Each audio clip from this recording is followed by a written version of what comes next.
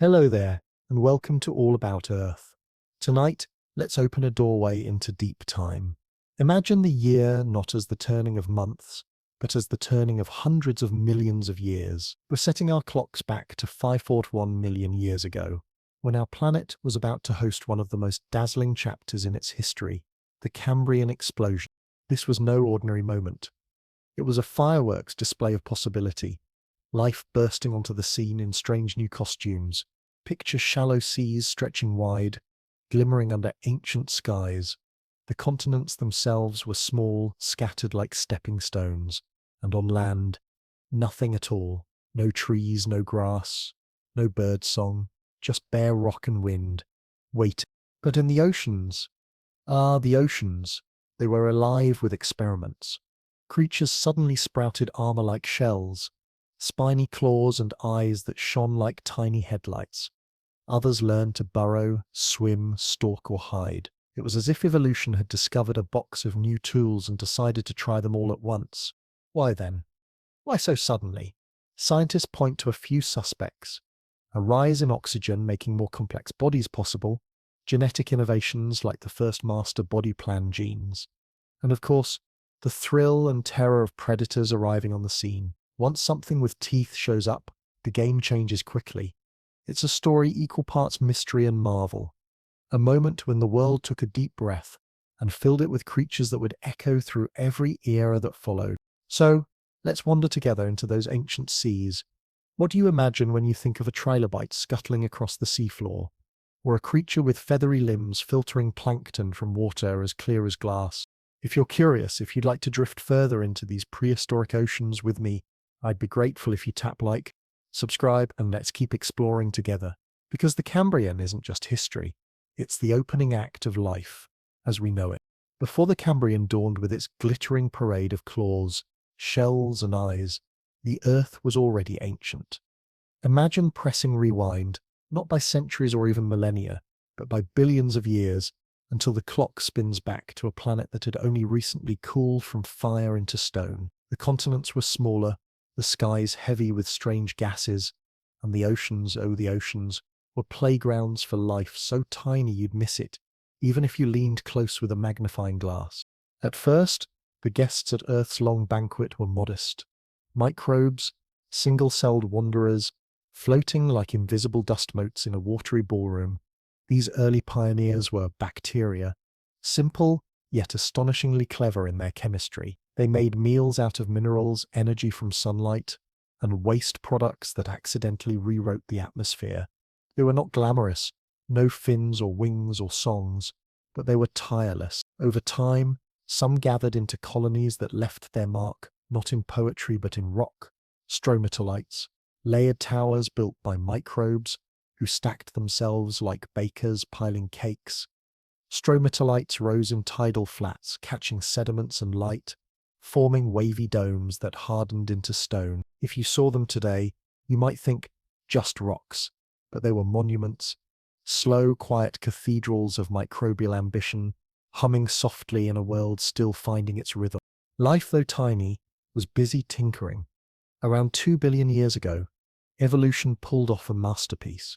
The first eukaryotic cells. These were cells with nuclei, with little compartments like organelles, tiny rooms within microscopic palaces. Compared to bacteria, they were like luxury apartments, after a string of tents. Inside, DNA was carefully guarded, mitochondria hummed like miniature engines, chloroplasts caught light and spun sugar from air and water. These innovations were subtle, but they changed everything. With eukaryotes, life gained the ability to build complexity upon complexity, like a language discovering grammar. Every tree, every whale, every beetle, and person traces its ancestry back to this quiet revolution. It was as if Earth's party planner had just added instruments to the band. The music could finally swell. The planet itself was not idle in these times. Continents fused and fractured, drifting across the mantle like rafts on molten seas. One of the great unions was Rodinia, a supercontinent born around 1 billion years ago. Rodinia was immense, a stony colossus that gathered land into a single sweeping mass. It sat squat across the equator, reshaping ocean currents, altering climates, and perhaps even inspiring the planet to experiment with cold. For at some point, Earth slipped into one of its strangest moods, the snowball Earth episodes. Picture it. Glaciers not confined to polar caps, but ice sheets stretching all the way to the tropics. The oceans sealed beneath frozen lids, sunlight bouncing back into space, a world gleaming like a frosted marble adrift in the dark. To live through such times required resilience beyond imagination. And yet, microbes endured. Some clung to cracks in the ice where light seeped through, others huddled near volcanic vents, sipping chemical warmth. Life became a stubborn ember, glowing faintly beneath a frozen shell, and eventually volcanism belched enough carbon dioxide into the sky to turn the planet's thermostat upward. Ice retreated, seas thawed, and Earth shook off its white cloak. From this planetary shiver emerged a stage ready for something new. Meanwhile, the atmosphere was undergoing a profound shift. For untold ages, oxygen had been scarce, a trace gas at best. But photosynthetic bacteria, especially cyanobacteria, had been quietly releasing oxygen as a byproduct, bubble by bubble, molecule by molecule. At first, oxygen poisoned many organisms, for it is a reactive gas, hungry to bind and burn. Entire microbial lineages vanished under its assault. But oxygen also made possible new forms of metabolism, more efficient, more energetic. It was like switching from candlelight to electricity. By the late Precambrian, oxygen levels rose high enough to oxygenate the oceans, allowing larger, more complex creatures to breathe, to build, to grow. The stage lights brightened, and strange actors began to shuffle forward. Enter the Ediacaran biota, around 600 million years ago. These were not animals in any familiar sense. Imagine a garden of pillows, discs, fronds, and quilted leaves, spread across the seafloor like cosmic throw rugs. Some were flat and circular, like pancakes left too long in the pan. Others rose like feathered ferns, swaying without stems. None had shells, none had claws or teeth, none had eyes to glare or dart. They were soft-bodied, alien in form, a silent rehearsal before the noisy drama that would follow. The Ediacaran world was quiet, dreamlike. The seafloor became a meadow of living mats, where creatures absorbed nutrients directly through their surfaces or grazed gently across microbial carpets. No one chased anyone else. No one hid in burrows. It was a society of softness, a community of creatures that looked more like cushions than predators. If you tried to imagine them moving, you might picture the slow inflation and deflation of a balloon, or the gentle drifting of laundry underwater. They were life's early attempt at being big, at sculpting bodies beyond the microscopic. And yet, even in this peaceful garden, change was stirring. The oxygen levels continued to climb, feeding the possibility of faster metabolisms. Genetic toolkits expanded. The rules of the game began to shift. What had been enough in a world of pillows and fronds would soon no longer suffice. By the close of the Ediacaran, many of these strange quilted beings faded from the fossil record, vanishing like early drafts before the final manuscript. Their disappearance has been debated. Was it competition oxygen levels rising too high, or the approach of predators they could not withstand? Whatever the cause, the curtains fell on their soft performance, and the stage grew quiet once again, waiting for a new cast. It is tempting to think of the Precambrian as a dull prelude, billions of years of microbes whispering in the dark before the real story began. But that would be unfair. This was the era in which life invented the fundamentals: photosynthesis, respiration, complex cells, multicellularity, and the first bodies bigger than grains of sand. It was the era when Earth itself experimented with extremes, icy globes and fiery skies, continents colliding and drifting, oceans rusting under the influx of oxygen. Without this vast rehearsal, the flamboyant spectacle of later times could never have unfolded. If the Cambrian is remembered as the explosion of possibility, then the Precambrian was the long inhale before the shout, the silent planning of instruments before the orchestra strikes its first chord.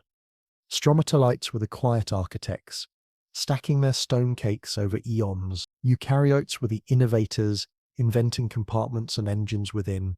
Rodinia was the stony backdrop, looming and drifting across the globe. The snowball episodes were the dramatic lighting cues, bathing the stage in ice and shadow, and the Ediacara and Biota were the delicate dancers, soft and strange, bowing gracefully before exiting the scene. So, when we speak of Earth before the Cambrian, we are speaking of patience stretched across billions of years, a patience that allowed simple cells to refine themselves, allowed oxygen to creep slowly into the air, allowed continents to wander and collide until the stage was set. It was not dull, it was a quiet epic, a symphony of chemistry, geology, and biology humming in deep time. And just as a party seems still before the first guest laughs, just as a concert hall hums with anticipation before the music begins, so too did Earth wait, cradling microbes and fronds and icy continents, preparing for the burst of colour and form that was still to come. The Precambrian was the invitation. The Ediacaran was the whispered overture. The true revelry had not yet begun, but the stage was ready, the lights were rising, and the universe was about to turn the volume all the way up. The Cambrian began not as a whisper but as a raucous awakening. After billions of years where life's ambitions had been modest, cells stacked in microbial mats, soft-bodied creatures drifting like cushions on the seafloor, suddenly the ocean transformed into something altogether new. It became a stage of movement, of restless energy, of bodies in motion and minds, however primitive, beginning to sense, to react, to pursue. This was the great revolution not in silence, but in activity, a planetary invitation to dance, to chase, to dig, to defend. The Cambrian seas were alive with the first grand experiment in ecological dynamism, and the results were spectacular, bizarre, sometimes terrifying, and always inventive. Imagine looking down on shallow seas where once microbial carpets had lain undisturbed, as quiet as sleeping fields. Now those carpets were torn, riddled, and stirred. Animals had discovered the art of burrowing, and with that discovery the seafloor ceased to be a static surface. Creatures wriggled beneath it like living ploughs, disrupting the ancient mats that had ruled the ocean for so long. These burrowers were the first engineers, changing the chemistry of the sediments, oxygenating layers that had been stagnant, opening pockets where new kinds of life could thrive. It was as if the very floor of the ocean, once still and sacred, had been invaded by mischievous children who refused to stop digging in the sand. The world beneath the waves would never be the same. Above the seafloor, other innovations were unfolding. Muscles, those miraculous bundles of contractile fibers, powered bodies into motion with new strength and grace. Some organisms could swim, not just drift. They propelled themselves forward in earnest, moving from place to place, like voyagers discovering that the sea was not just a bed but a vast highway. Nervous systems, primitive but efficient, wove their way through tissues coordinating sensation and response. Now when light flickered or shadows moved, animals reacted with speed, darting away or lunging forward. The nervous system was the first computer of the biological world, wiring creatures into responsive machines of survival. Bones had not yet arrived, but skeletons, whether internal frameworks or external shells, added support and defense. Bodies became armored, spiked, plated, bristling with evolutionary imagination. This was not merely life existing. This was life learning to perform, to compete, to adapt at speeds that left earlier ages in the dust. And at the top of this new carnival of movement swam the undisputed champion, Anomalocaris. Its name means odd shrimp, but it was no mere shrimp. Picture a creature the length of a man's arm, sleek and formidable, with large compound eyes that glistened like jeweled lanterns, frontal appendages, armed with spines for grasping prey, and a circular, tooth-lined mouth that could crush shells with casual ease. Anomalocaris was the first apex predator, the lion of the Cambrian seas. Where it swam, trilobites trembled, soft-bodied animals vanished into its maw, and the concept of predation reached new heights. It was as if nature had rolled out its first true villain, complete with the optics of terror and the speed of a hunter. Anomalocaris did not just eat, it changed the rules. Because once you have a predator like that in the water, everything else must adapt or perish. Armor became thicker, senses sharper, movements quicker. The Cambrian was no longer a peaceful meadow, it was a chessboard of survival. And Anomalocaris was the queen piece, swift and devastating. But if Anomalocaris was the terror, it was far from the only star. The Cambrian was also a time of bizarre experiments, the evolutionary equivalent of a costume party where every design, no matter how strange, was given a chance to strut. Take Hallucigenia, for example, a tiny creature, only a few centimeters long. It looked as though an artist had sketched it during a fever dream. Spikes jutted from its back like a cactus wearing armor, while soft legs dangled below, ending in clawed feet. For decades, scientists weren't even sure which way was up. At one point, they reconstructed Hallucigenia upside down, walking on its spines, like a surrealist insect. Even when flipped correctly, it defies normal logic. Part worm, part porcupine, part fantasy. And yet Hallucigenia thrived, reminding us that evolution is not a tidy engineer, but a playful tinkerer, willing to try the ridiculous as well as the practical. Nearby swam Opabinia, a creature so improbable it seems borrowed from science fiction. Its body resembled a shrimp, but from its head sprouted 5 stalked eyes, each swiveling in different directions. And if that weren't enough, a long, flexible proboscis extended forward, tipped with a claw like a tiny grabbing hand. With it, Opabinia snatched prey and brought it neatly to its backward-facing mouth. To picture Opabinia is to imagine a robotic vacuum cleaner reimagined by a surrealist painter. When its fossil was first shown to a group of paleontologists, the audience burst into laughter. But this was no joke. Opabinia was a successful, functioning organism, a genuine inhabitant of Cambrian seas in a world of innovation. 5 eyes and a vacuum hose face were perfectly legitimate survival strategies. Then there was Wagwaxia, covered in rows of scales and crowned with long spines. Part slug, part armored tank, it crawled along the seafloor, grazing on detritus. Its body was a patchwork quilt of protective plates, its spines a clear warning to would-be predators. Chew at your peril. Wagwaxia was humble, but in its own way, it was a pioneer, one of the early experiments in building a fortress out of flesh. Such creatures foreshadowed the vast future of mollusks, annelids, and armored grazers that would one day fill the seas. Together, these creatures created a menagerie of wonders, a Cambrian zoo that still astonishes scientists and dreamers alike. What is striking is not only their diversity, but the fact that many belonged to lineages that vanished, evolutionary trials that did not persist. Some were the ancestors of modern groups, early arthropods, mollusks, chordates. Others were evolutionary side branches, wild inventions that left no descendants but did leave a record of life's daring. The Cambrian, then, was both a birth and a contest, a time when life tried on costumes at dizzying speed, some to be worn for eternity, others discarded after a brief performance. This frenzy of invention was not only about individuals. Ecosystems themselves grew more complex. Predator and prey, burrower and filter feeder, swimmer and crawler, these roles interlocked like gears in a newly forged machine. Food webs tangled and expanded, energy flowing through layers of consumers. The seafloor, once a quiet microbial mat, became a dynamic arena of tunnels, tracks, burrows, and shells. Above, the water column teemed with swimmers, hunters, grazers, each jostling for space and survival. It was as if the ocean had learned choreography, every creature playing a part in a vast ballet of motion and tension. Even the landscape of the sea itself began to change.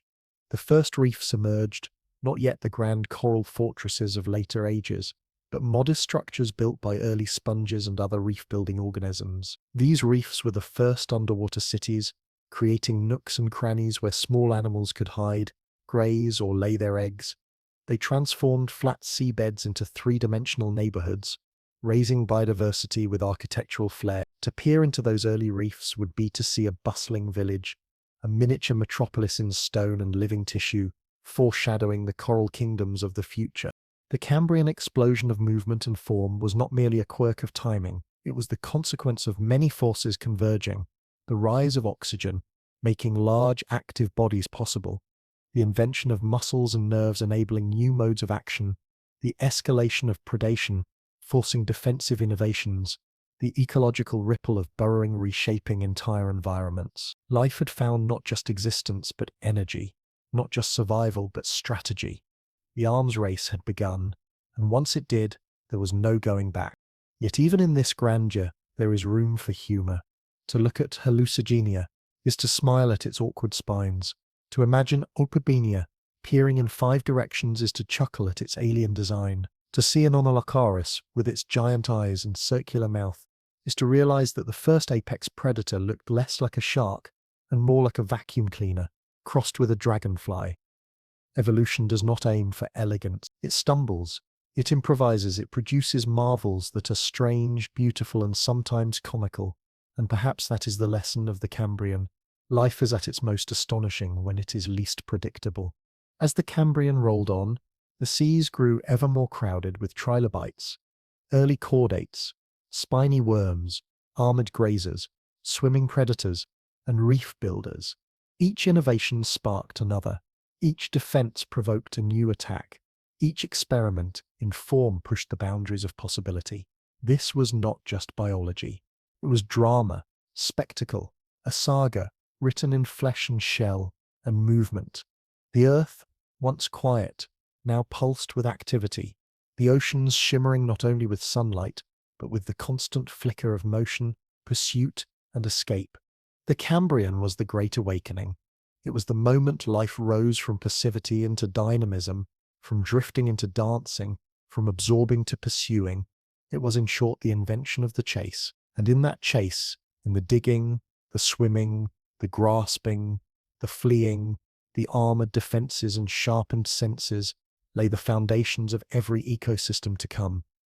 Without the Cambrian, there would be no coral reefs, no forests, no savannas, no human cities. The Cambrian was when the wheel of ecological complexity first began to turn. So, picture it one last time. The seafloor riddled with burrows like scribbles on sand, trilobites scuttling like armored beetles, Vivaxia grazing with spiny patience, Hallucigenia teetering like a surrealist toy, Opabinia peering in 5 directions at once, and Anomalocaris swooping in like the ocean's first nightmare.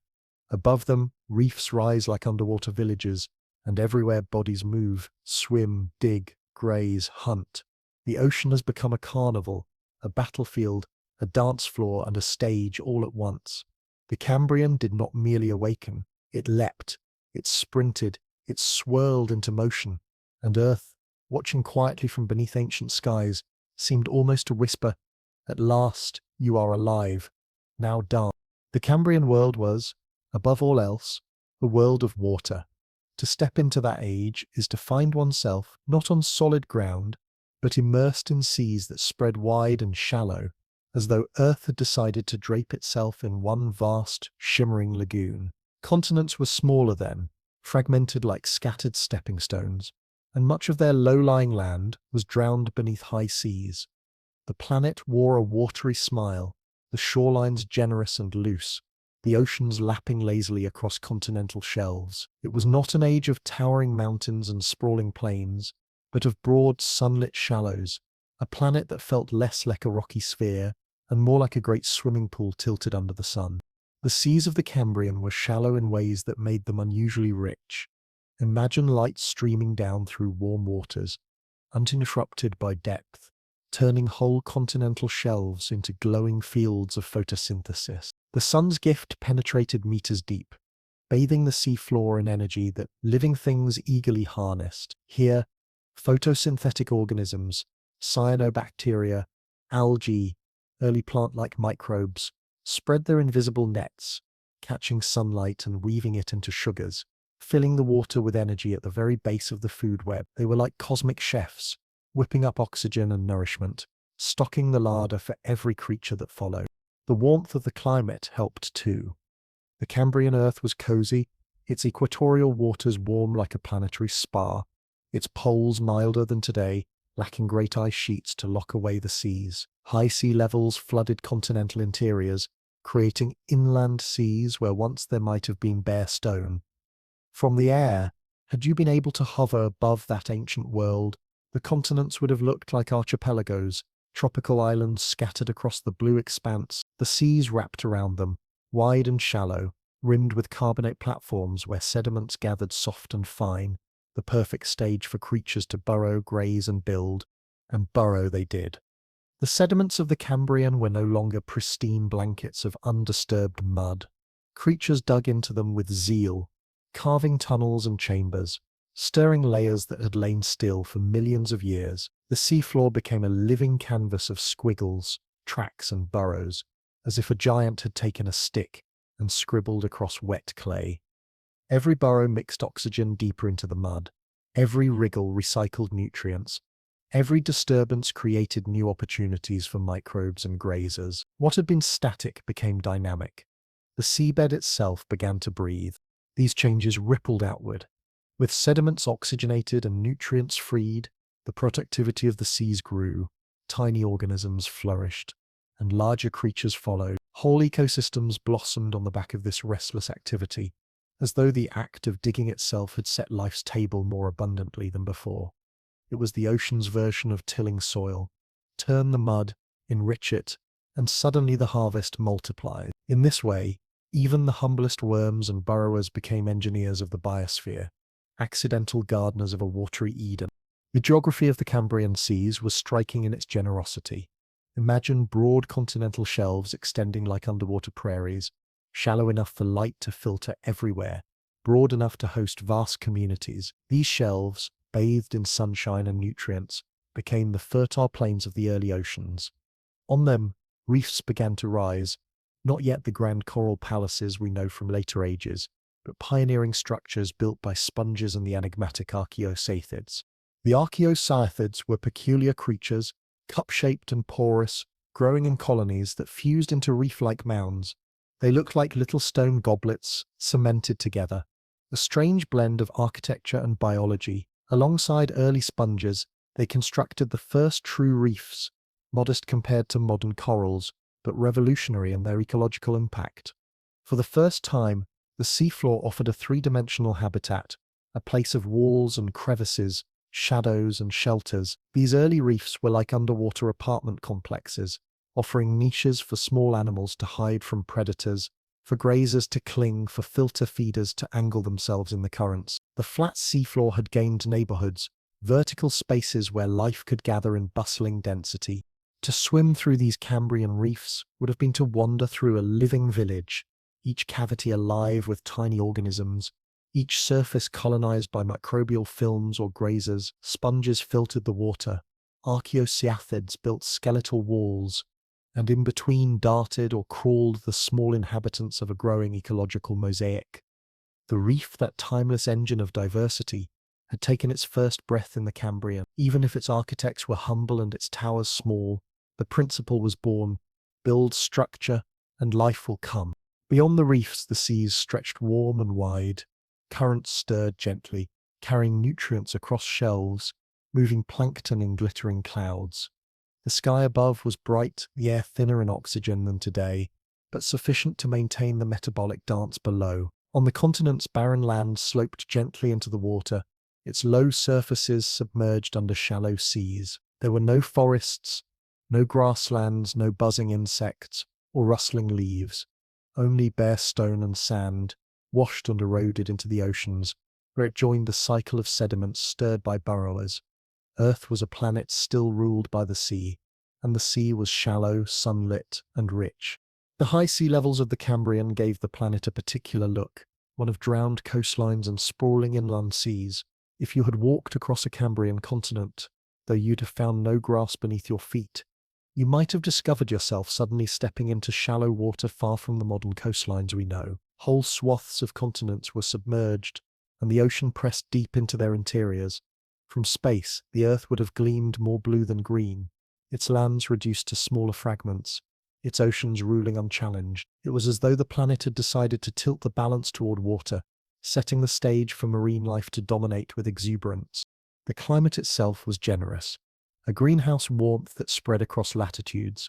Without great ice caps to seal away water, the seas stayed high, the poles relatively mild. The circulation of the oceans carried warmth across the globe, supporting reefs in tropical shells and life in temperate shelves. It was a comfortable world for the creatures that swam, burrowed, and clung. Dangerous, perhaps, because predators prowled and shells cracked. But from the standpoint of climate and geography, the Cambrian was a gift, an era of abundant shallow seas ripe for colonization. The interplay of light, sediment, and life created an environment alive with feedbacks. Photosynthetic organisms thrived in the sunlit shallows, their productivity supporting food webs and leaving chemical imprints in the sea. Burrowers kept sediments mixed, ensuring nutrients cycled back into the water, rather than locking away in stagnant mud. Reef builders created vertical habitats, multiplying the niches available. Predators and grazers filled these spaces, their movements and feeding further stirring the system. The Cambrian seas were not just places of life, but places reshaped by life, ecosystems acting on geology, organisms engineering the very environment that supported them. And if we tilt our gaze toward humor, it is easy to imagine the Cambrian Earth as a kind of cosmic resort. The seas were like endless sunlit swimming pools, the continents like scattered cabanas, the reefs like seaside apartments where tenants bickered over prime hiding spots. The burrowers were children digging up the soft seafloor sand, the photosynthesizers, the tireless chefs cooking up oxygen soufflés, the archaeoceathids, the first landlords, erecting modest complexes that would one day inspire coral cathedrals. The whole scene had the feel of a spa designed by geology and biology together. Warm waters, soft sediments, abundant sunlight, and a sense of playful experimentation. Yet, beneath the whimsy lies the grandeur of planetary transformation. The Cambrian environment was not just a backdrop, but an active partner in the explosion of life. Its shallow seas offered the sunlight and nutrients needed to support burgeoning ecosystems. Its high sea levels drowned lands and expanded marine habitats. Its soft sediments provided canvases for burrowers to oxygenate. Its reef builders invented the art of habitat construction. Geography, climate, and biology danced together, each shaping the other, weaving the conditions that allowed complexity to bloom. To dwell in the Cambrian, then, is to dwell in a world where water was master, where sunlight streamed generously into shallow seas, where reefs began their long history, and where the seafloor itself came alive with the scribbles of burrowers. It was a warm and watery earth, a planet bathed in blue, offering space and energy in abundance. The creatures of that time filled it with their restless experiments, but the stage itself, those shallow, glittering seas and their sprawling geography, was just as much a marvel as the performers upon it. The Cambrian environment was, in short, Earth's first great tropical resort, complete with shallow pools, soft sands, reef apartments, and a sun that warmed without scorching. It was not eternal, no ages, but for a span of tens of millions of years, it was the perfect cradle, the shimmering stage on which life learned to flourish in complexity. To imagine it now is to imagine sunlight breaking on shallow waves, reefs casting shadows in the clear water, burrows etching stories beneath the sand, and a world brimming with potential. It was Earth at play, warm and open, a spa for evolution itself. If the Cambrian world was a stage set with shallow seas and restless creatures, then oxygen was the spotlight, the power supply, the energy that made the entire performance possible. Without oxygen, there might still have been burrowers and grazers, perhaps even soft-bodied wanderers, but the great explosion of size, speed, and complexity that defined the Cambrian would never have taken place. Oxygen was the super fuel of evolution, a molecule small enough to slip into cells yet powerful enough to turbocharge life's engines. It was not merely part of the story, it was the hidden accelerant, the spark that turned biological embers into a bonfire. The tale of oxygen does not begin in the Cambrian, but much earlier, around 2.4 billion years ago, during what scientists call the Great Oxidation Event. Before that moment, Earth's atmosphere was a cocktail inhospitable to us. Methane, carbon dioxide, nitrogen, and other gases in proportions that would have left a human choking. The oceans were anoxic, filled with dissolved iron and sulfur compounds, hostile to anything more delicate than microbes. Yet, even in those dark seas, photosynthetic bacteria were at work, quietly performing the biochemical magic of splitting water molecules, capturing carbon, and releasing oxygen as waste. These cyanobacteria were the unsung chefs of the biosphere, cooking up oxygen dish by dish, bubble by bubble for millions of years. At first, their work seemed almost irrelevant. The oxygen they produced was rapidly soaked up by iron in the oceans, forming rust-colored layers of rock known as banded iron formations. It was as if the Earth itself was greedily drinking every drop, leaving little free oxygen for the air. But eventually, the sinks filled. The iron was bound, the chemical sponges saturated, and oxygen began to spill over into the atmosphere. It was not a gentle process. For many anaerobic organisms, oxygen was a toxin, a reactive menace that burned their delicate chemistries. Lineages that had thrived for eons perished or retreated into hidden anaerobic refuges. Yet, for others, oxygen opened a door. Its reactive nature meant it could serve as an extraordinary fuel, enabling cells to extract far more energy from food than before. It was the biochemical equivalent of trading a hand-crank generator for a nuclear reactor. With this shift, life gained access to an energy source powerful enough to support more complex metabolisms, larger cells, and eventually multicellular cooperation. Still, oxygen levels fluctuated wildly for billions of years, rising and falling like a hesitant tide. Only by the late Precambrian did oxygen finally reach sustained levels high enough to support the first truly large multicellular organisms. By the Cambrian, the oxygen supply had filled the tank, and life revved its engine. The seas, once populated by passive drifters, now teemed with energetic swimmers, armored crawlers, and sharp-eyed predators. The Cambrian Explosion was not just about innovation in form, it was about having the fuel to make those forms possible. To appreciate the role of oxygen, consider the basic biology of motion. Moving through water is costly. Pushing against drag, propelling muscles, sustaining nerves, all of it requires energy, and energy requires oxygen. Without oxygen, cells must rely on fermentation, a sluggish process that yields only a trickle of energy. With oxygen, cells can perform aerobic respiration, extracting over an order of magnitude more energy from the same sugar molecule. It is the difference between walking with a candle in the dark and blazing forward with a searchlight. Oxygen gave animals the stamina to swim, to chase, to burrow deeper, to scuttle faster. It was the breath that transformed lazy wanderers into athletes of survival. The nervous system, too, flourished under oxygen's reign. Nerves are expensive in metabolic terms. They require constant maintenance, the rapid pumping of ions, the endless firing of signals. Eyes, in particular, are greedy, demanding vast amounts of energy to process visual information. Without oxygen, such luxuries would be impossible.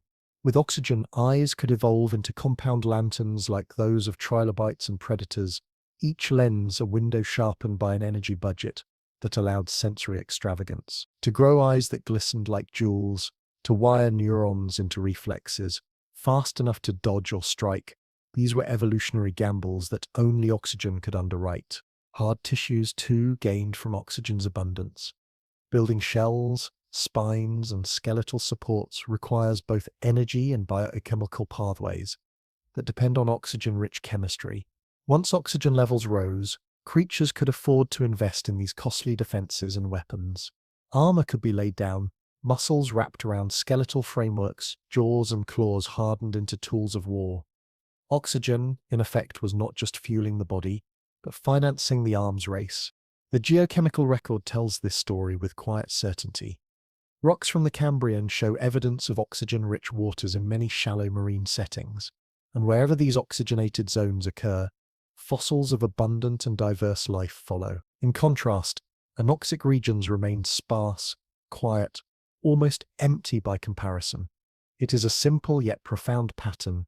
Where oxygen flowed, life flourished. Where it was scarce, life lingered at the margins. It was as if oxygen painted the map of abundance, highlighting regions where ecosystems could truly blossom. In this way, oxygen shaped the geography of the Cambrian biosphere.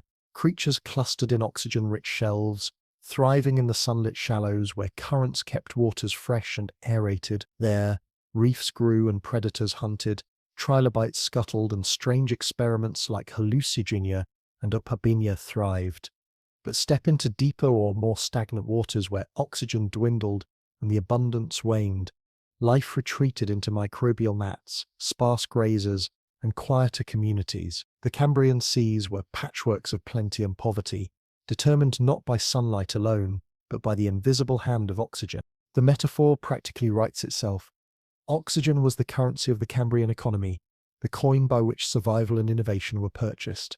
Some organisms spent lavishly, building energy-hungry nervous systems and elaborate eyes. Others invested in armor, growing spines and plates. Some bet on mobility, fueling muscles to swim or dig. All of these expenditures required oxygen income. Without it, they would have gone bankrupt. Reduced to the simple strategies of earlier eons, oxygen allowed life to gamble, to innovate, to risk complexity and to win. The scale of this transformation is staggering when imagined. Before oxygen's ascent, life on Earth was largely microbial, invisible to the naked eye, a world of films and mats and microscopic dramas. After oxygen rose to Cambrian levels, the seas erupted in visible motion, a theatre of creatures big enough to cast shadows. Evolution had always been inventive, but now it had the energy to amplify its inventions into spectacle. Oxygen was not just another gas in the air. It was the breath of drama, the spark of scale, the fuel for imagination written into flesh. And in true evolutionary fashion, oxygen's generosity was not distributed evenly. Some regions of the Cambrian seas were lavishly supplied, like banquet halls overflowing with food, and their life piled up in diversity. Other regions were stingier, like half-stocked pantries, and life there was sparse, subdued, almost hesitant. The geochemical clues, sulfur isotopes, carbon ratios, iron deposits, tell us that oxygen waxed and waned even within this era of abundance. Yet the trend was clear.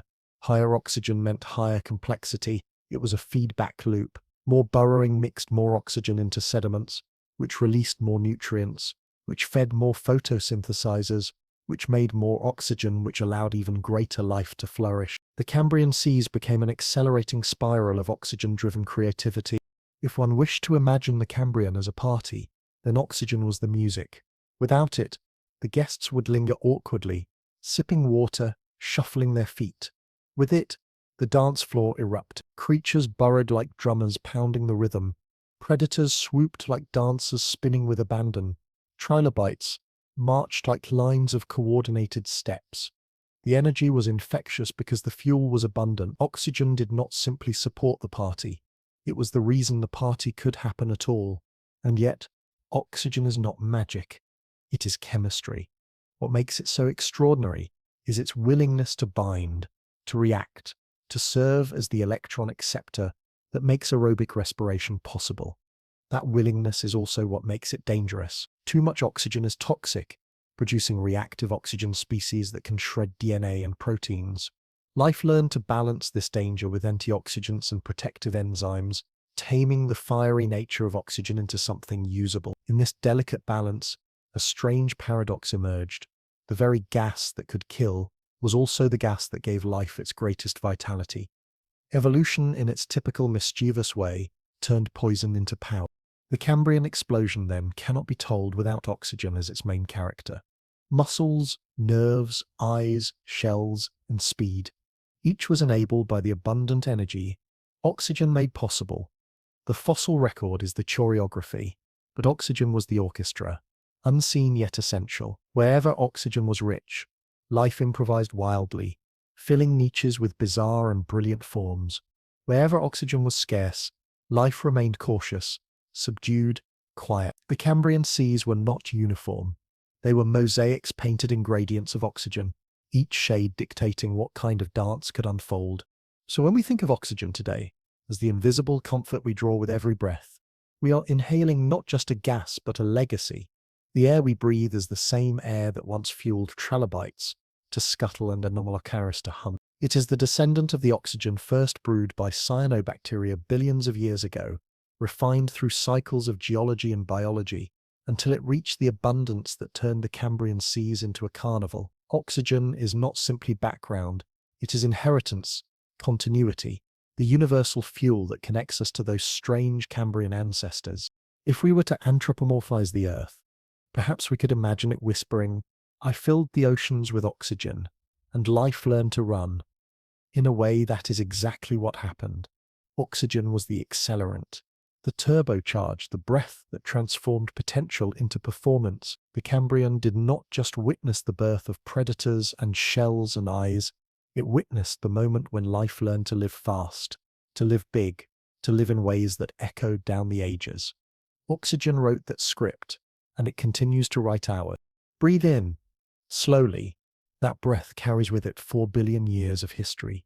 The work of microbes, the drama of oxidation, the inheritance of Cambrian oceans.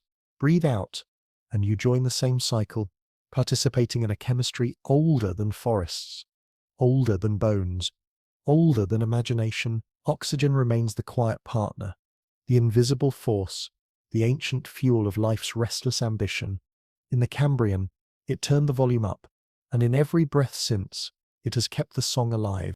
The Cambrian world was already full of motion, full of burrows scribbled through soft sediment and predators sweeping like shadows through the water. But another innovation was about to transform the stage entirely, an invention so simple and yet so powerful that it altered the shape of evolution forever. It was the shell, the skeleton, the hard framework that turned soft, vulnerable creatures into armored fortresses and gave muscles something to pull against, a scaffold for growth. The appearance of shells and skeletons was not just an accessory, it was a revolution in architecture, a geological shift in which life began to build with stone as well as flesh.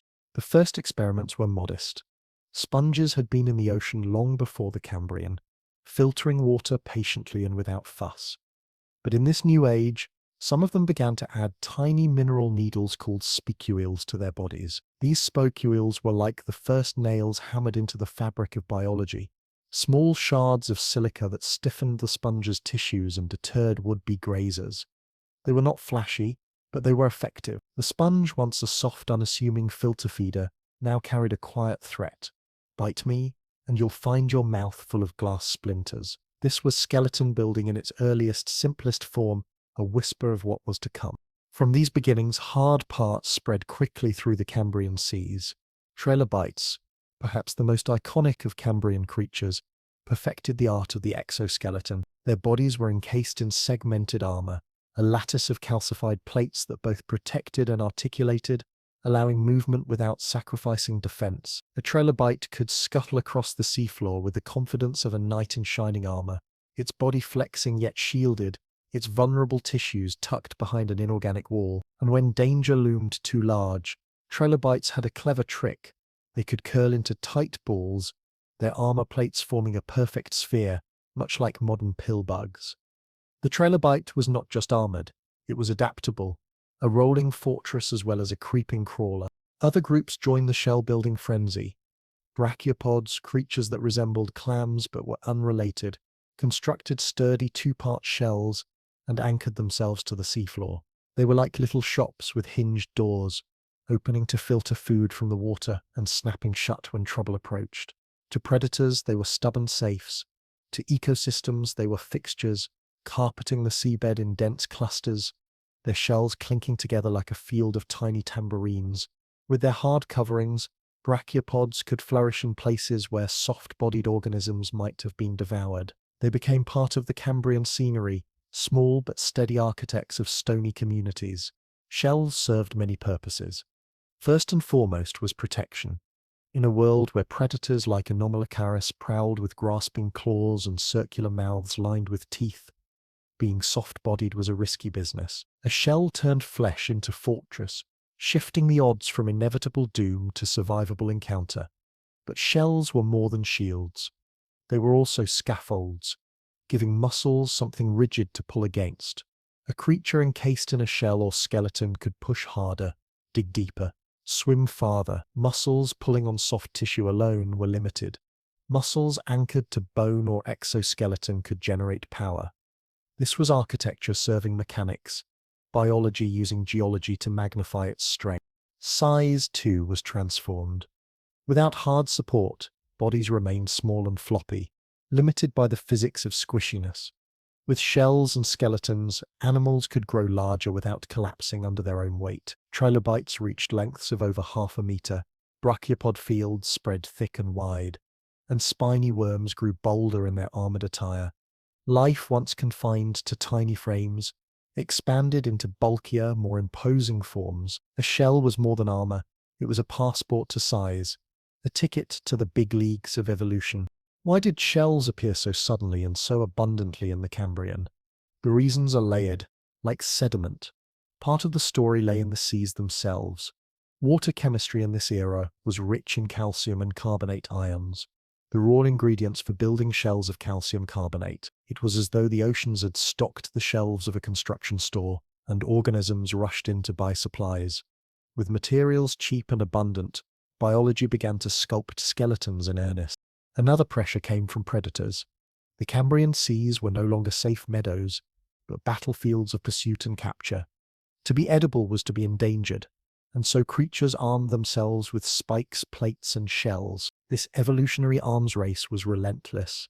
Every new predator innovation sparked a defensive countermeasure, and shells were among the most successful responses. The Trilobites' exoskeleton, the brachiopod's hinged case, the sponge's glassy needles, all were answers to the ancient question, how do I avoid becoming lunch? The emergence of shells also created new environments. As animals died, their hard parts accumulated on the seafloor, forming shell beds that reshaped local habitats. These accumulations were not inert, they became micro-reefs, tiny landscapes where small creatures could hide in the crevices, where sediments were trapped, where currents swirled differently. Shells did not just protect individuals, they created landscape. In this way, the architects of armor inadvertently became city builders, designing the first shell-scattered neighborhoods of the sea. Even living shells were habitat. The ridges of a trilobite's armor provided shelter for parasites or hitchhikers. Brachiopod clusters offered real estate for encrusting organisms, from algae to tiny worms. The shell was not only a wall against the outside world, but also a platform for symbiosis, a surface on which other forms of life could settle. Life, in this sense, built not only for itself but for others. Every shell a piece of real estate in the crowded Cambrian seas. The Cambrian seas thus became a world both softer and harder at once. Soft mud burrowed and stirred, but also hard shells, clicking and clattering bones and armor scraping and piling. The seafloor was no longer just shifting sediment, but a mosaic of skeletal debris, specules, shells, plates, and spines. The world had gained a geological layer made not by volcanoes or tectonics, but by animals themselves, tiny architects leaving stone traces in their wake. And with humor, one might say the Cambrian had entered its dress-up phase. Creatures wore shells like armor at a medieval fair, some spiny and intimidating, others smooth and elegant, some curled like pills, others flared like trumpets. The trilobites were the knights, brachiopods the shopkeepers behind their armored stalls, sponges the glassmakers scattering shards, and the rest of the cast adorned in whatever bizarre attire evolution could stitch from calcium and imagination. It was both comical and profound. Life was learning not only to exist, but to accessorize with geology. This geological accessorizing had long consequences. Shells preserved better than soft tissue, and so the fossil record blossoms in the Cambrian. Suddenly, paleontologists have not only ghostly impressions of soft-bodied mats, but actual bones and shells, the durable signatures of organisms that intended, however unknowingly, to be remembered.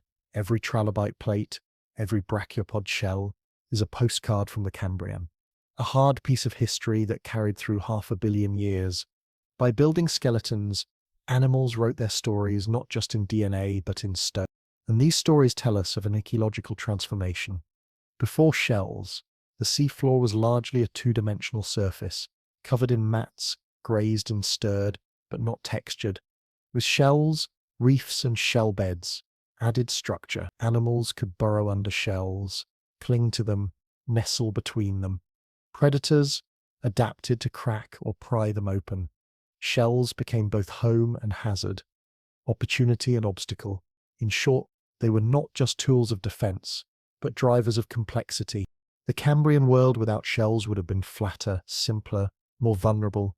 With shells, it became armored, layered, buzzing with new interactions. Shells allowed muscles to flex, predators to specialize, ecosystems to diversify. They were the architecture of ambition, the geology of survival, the biology of stone. If the Cambrian explosion was life's first great party, then shells were the costumes, the masks, the outfits, that turned the gathering into a masquerade of brilliance and absurdity. Creatures strutted in armor, curled in defense, clicked their shells like castanet. It was a spectacle both theatrical and practical, written in calcium carbonate and silica, staged across shallow seas. The architects were small, the buildings fragile, but the impact was monumental. Life had learned to build in stone, and the earth would never again be without its tiny architect. Before the Cambrian, the living world was a place of touch, taste, and vague sensing. A twilight realm where creatures might know the difference between light and dark, but nothing sharper than that. Imagine walking into a party with only your eyelids half open, seeing little more than the shimmer of a lamp in the distance. For billions of years, that was life's perspective. The sun was a signal, yes, but only a blunt one. A switch between day and night, surface and depths. The ocean was more felt than seen. Then came one of the most transformative inventions in evolutionary history, an upgrade so profound it reshaped behavior, relationships, and entire ecosystems. That invention was vision. Eyes, lenses, windows into the world. At first it began simply.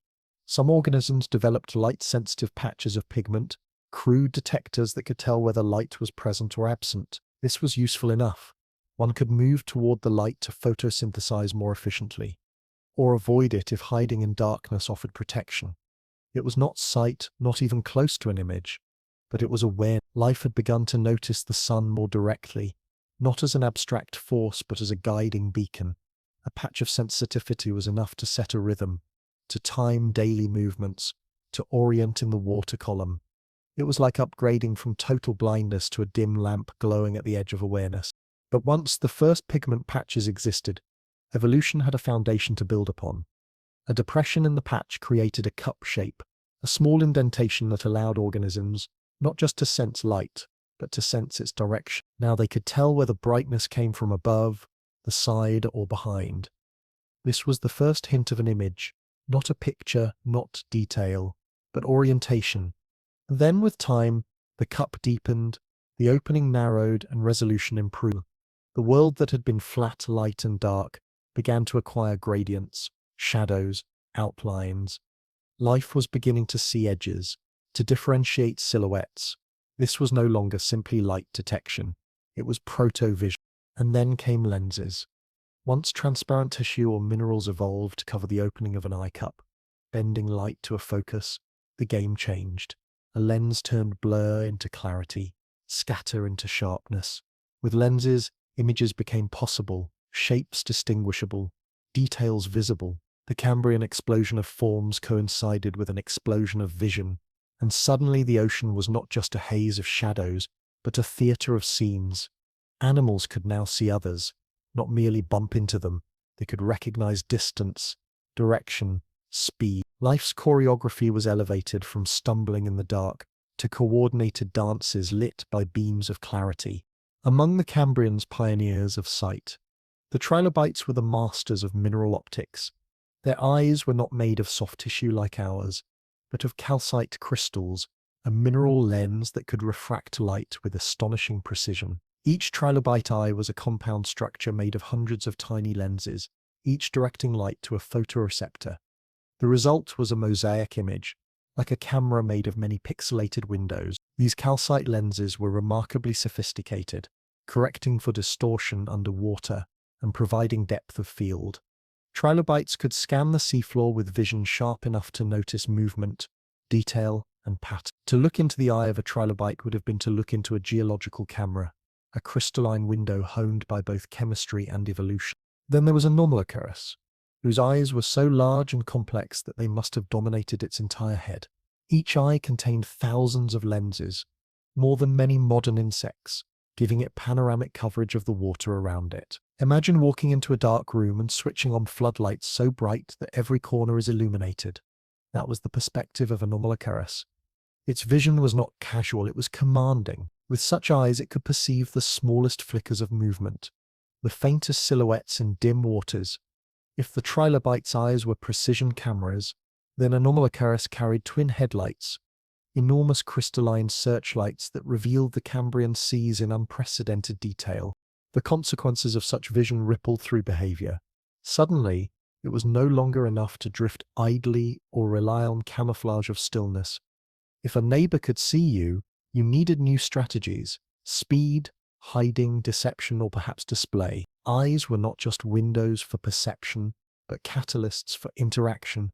They turned the ocean into a stage of visibility, where being seen mattered as much as being strong.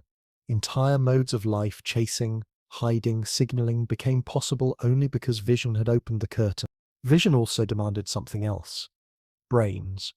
To process the flood of incoming images, organisms needed nervous systems capable of integrating and interpreting data. A light-sensitive patch could be wired to a few simple neurons. An eye with hundreds of lenses required far more.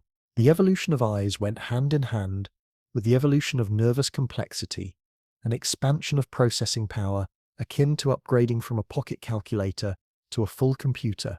With eyes came the need for visual memory, for pattern recognition, for swift reaction. Eyes forced animals to become smarter, or at least faster at interpreting the world. One of the remarkable aspects of vision is that it did not evolve once, but many times. In mollusks, in arthropods, in vertebrates, different lineages independently developed eyes of varying designs. Some eyes were simple pinhole cameras, others were elaborate compound arrays, some used protein lenses, others crystalline minerals. The repeated emergence of vision suggests how powerful an advantage it provided. When evolution stumbles across the idea of sight, it tends to keep it, refine it, reinvent it, as though the universe itself cannot resist handing out windows to its inhabitants. It is like nature experimenting with spectacles again and again, trying out new designs, each lineage its own optician. The impact of vision went beyond predator and prey, beyond who noticed whom. It altered social behavior. With eyes, animals could begin to recognize others of their kind, to follow, to cluster, perhaps even to signal with color and movement. The world became not only one of objects, but of interactions, of glances exchanged in water, of patterns that meant something.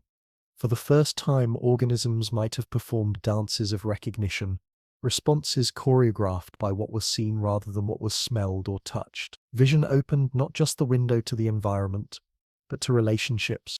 And with a wink of humor, one could say the Cambrian Ocean became the first reality show. Every creature visible, every move observed, every mistake on display. Before eyes, life was a private affair. After eyes, it was public, lit up like a stage. Trilobites scuttling across the seafloor could no longer count on anonymity. Anomalocaris, with its searchlights, saw all. To exist was to be visible, and to be visible was to adapt. The fossil record supports this story, not only with preserved eye structures, but with traces of behavior that vision made possible. Tracks and burrows suggest creatures capable of more complex navigation, of orienting themselves by sight rather than blind groping. The sophistication of compound eyes preserved in trilobite fossils reveals levels of detail once unimaginable. Even the size of eye sockets in certain Cambrian fossils speaks of vision's importance, of creatures devoting enormous energy and anatomy to the business of seeing. The rise of vision also reshaped ecosystems indirectly. Photosynthetic organisms, once valued mainly as food producers, now became part of the scenery, shaping how light filtered through the water and how creatures positioned themselves. Transparency and coloration became strategies. The physical environment, once structured by currents and chemistry, now became structured by lines of sight. Vision introduced a geometry of perspective into the ocean, a dimension of who can see whom, layered atop the physics of water. Consider the brilliance of calcite eyes. In our world, we craft lenses from glass or plastic, but trilobites carried lenses of pure mineral crystal in their faces, a natural engineering feat that modern optical scientists still admire. The physics of light bending through calcite gave them a form of vision different from ours, but no less precise. It is staggering to realize that 500 million years ago, long before human engineers discovered refraction and optics, trilobites were walking around with geological microscopes embedded in their skulls. And consider also the extravagance of Anomalocaris. Its eyes were not only large but finely tuned, sensitive to low light, perhaps capable of perceiving subtle contrasts. To picture the Cambrian seas through its gaze is to imagine a world lit up in detail, invisible to most of its contemporaries, a high-definition panorama in a low-resolution world. No wonder it dominated its age. It carried the gift of sight at a level unmatched for tens of millions of years. Yet, for all their strangeness, these early eyes remind us of something familiar. When we look around today, when dragonflies dart with their compound eyes, or humans focus with their vertebrate cameras, we are participating in the same experiment begun in the Cambrian. Vision has been refined, diversified, and amplified, but its essence remains: the bending of light into images, the opening of a window to the world. Every glance we cast is an echo of those first eyes, those first pigments that noticed the sun not just as warmth, but as light. In reflecting on the Cambrian explosion of vision, one might say the Earth itself blinked open. For billions of years, the planet had been watched only by stars, only by the slow awareness of microbes. Then suddenly, in the Cambrian, eyes sparkled in the seas, thousands of them, staring, scanning, perceiving. The planet had given itself a gaze, an ability to look back. From that moment onward, life was no longer blind. It was self-aware in a new dimension, cognizant of space, of movement, of the intricate dance of light. Vision was, in truth, more than adaptation. It was transformation. It changed the way life behaved, the way ecosystems formed, the way evolution unfolded. It demanded more complex nervous systems, invited new strategies of interaction, and added a new sensory richness to existence. Without eyes, the Cambrian would have been impressive. With eyes, it was illuminating. So let us imagine it. Trilobites scanning the seafloor with crystalline cameras, Anomalocaris sweeping its luminous gaze across the waters, smaller creatures darting in shadows, aware now not just of touch, but of being watched. The ocean, once a dim murmur, was ablaze with awareness. Vision had opened the window, and life leaned forward to look. The Cambrian seas were never still. They pulsed with a restless choreography, a dance more intricate and dramatic than any stage could hold.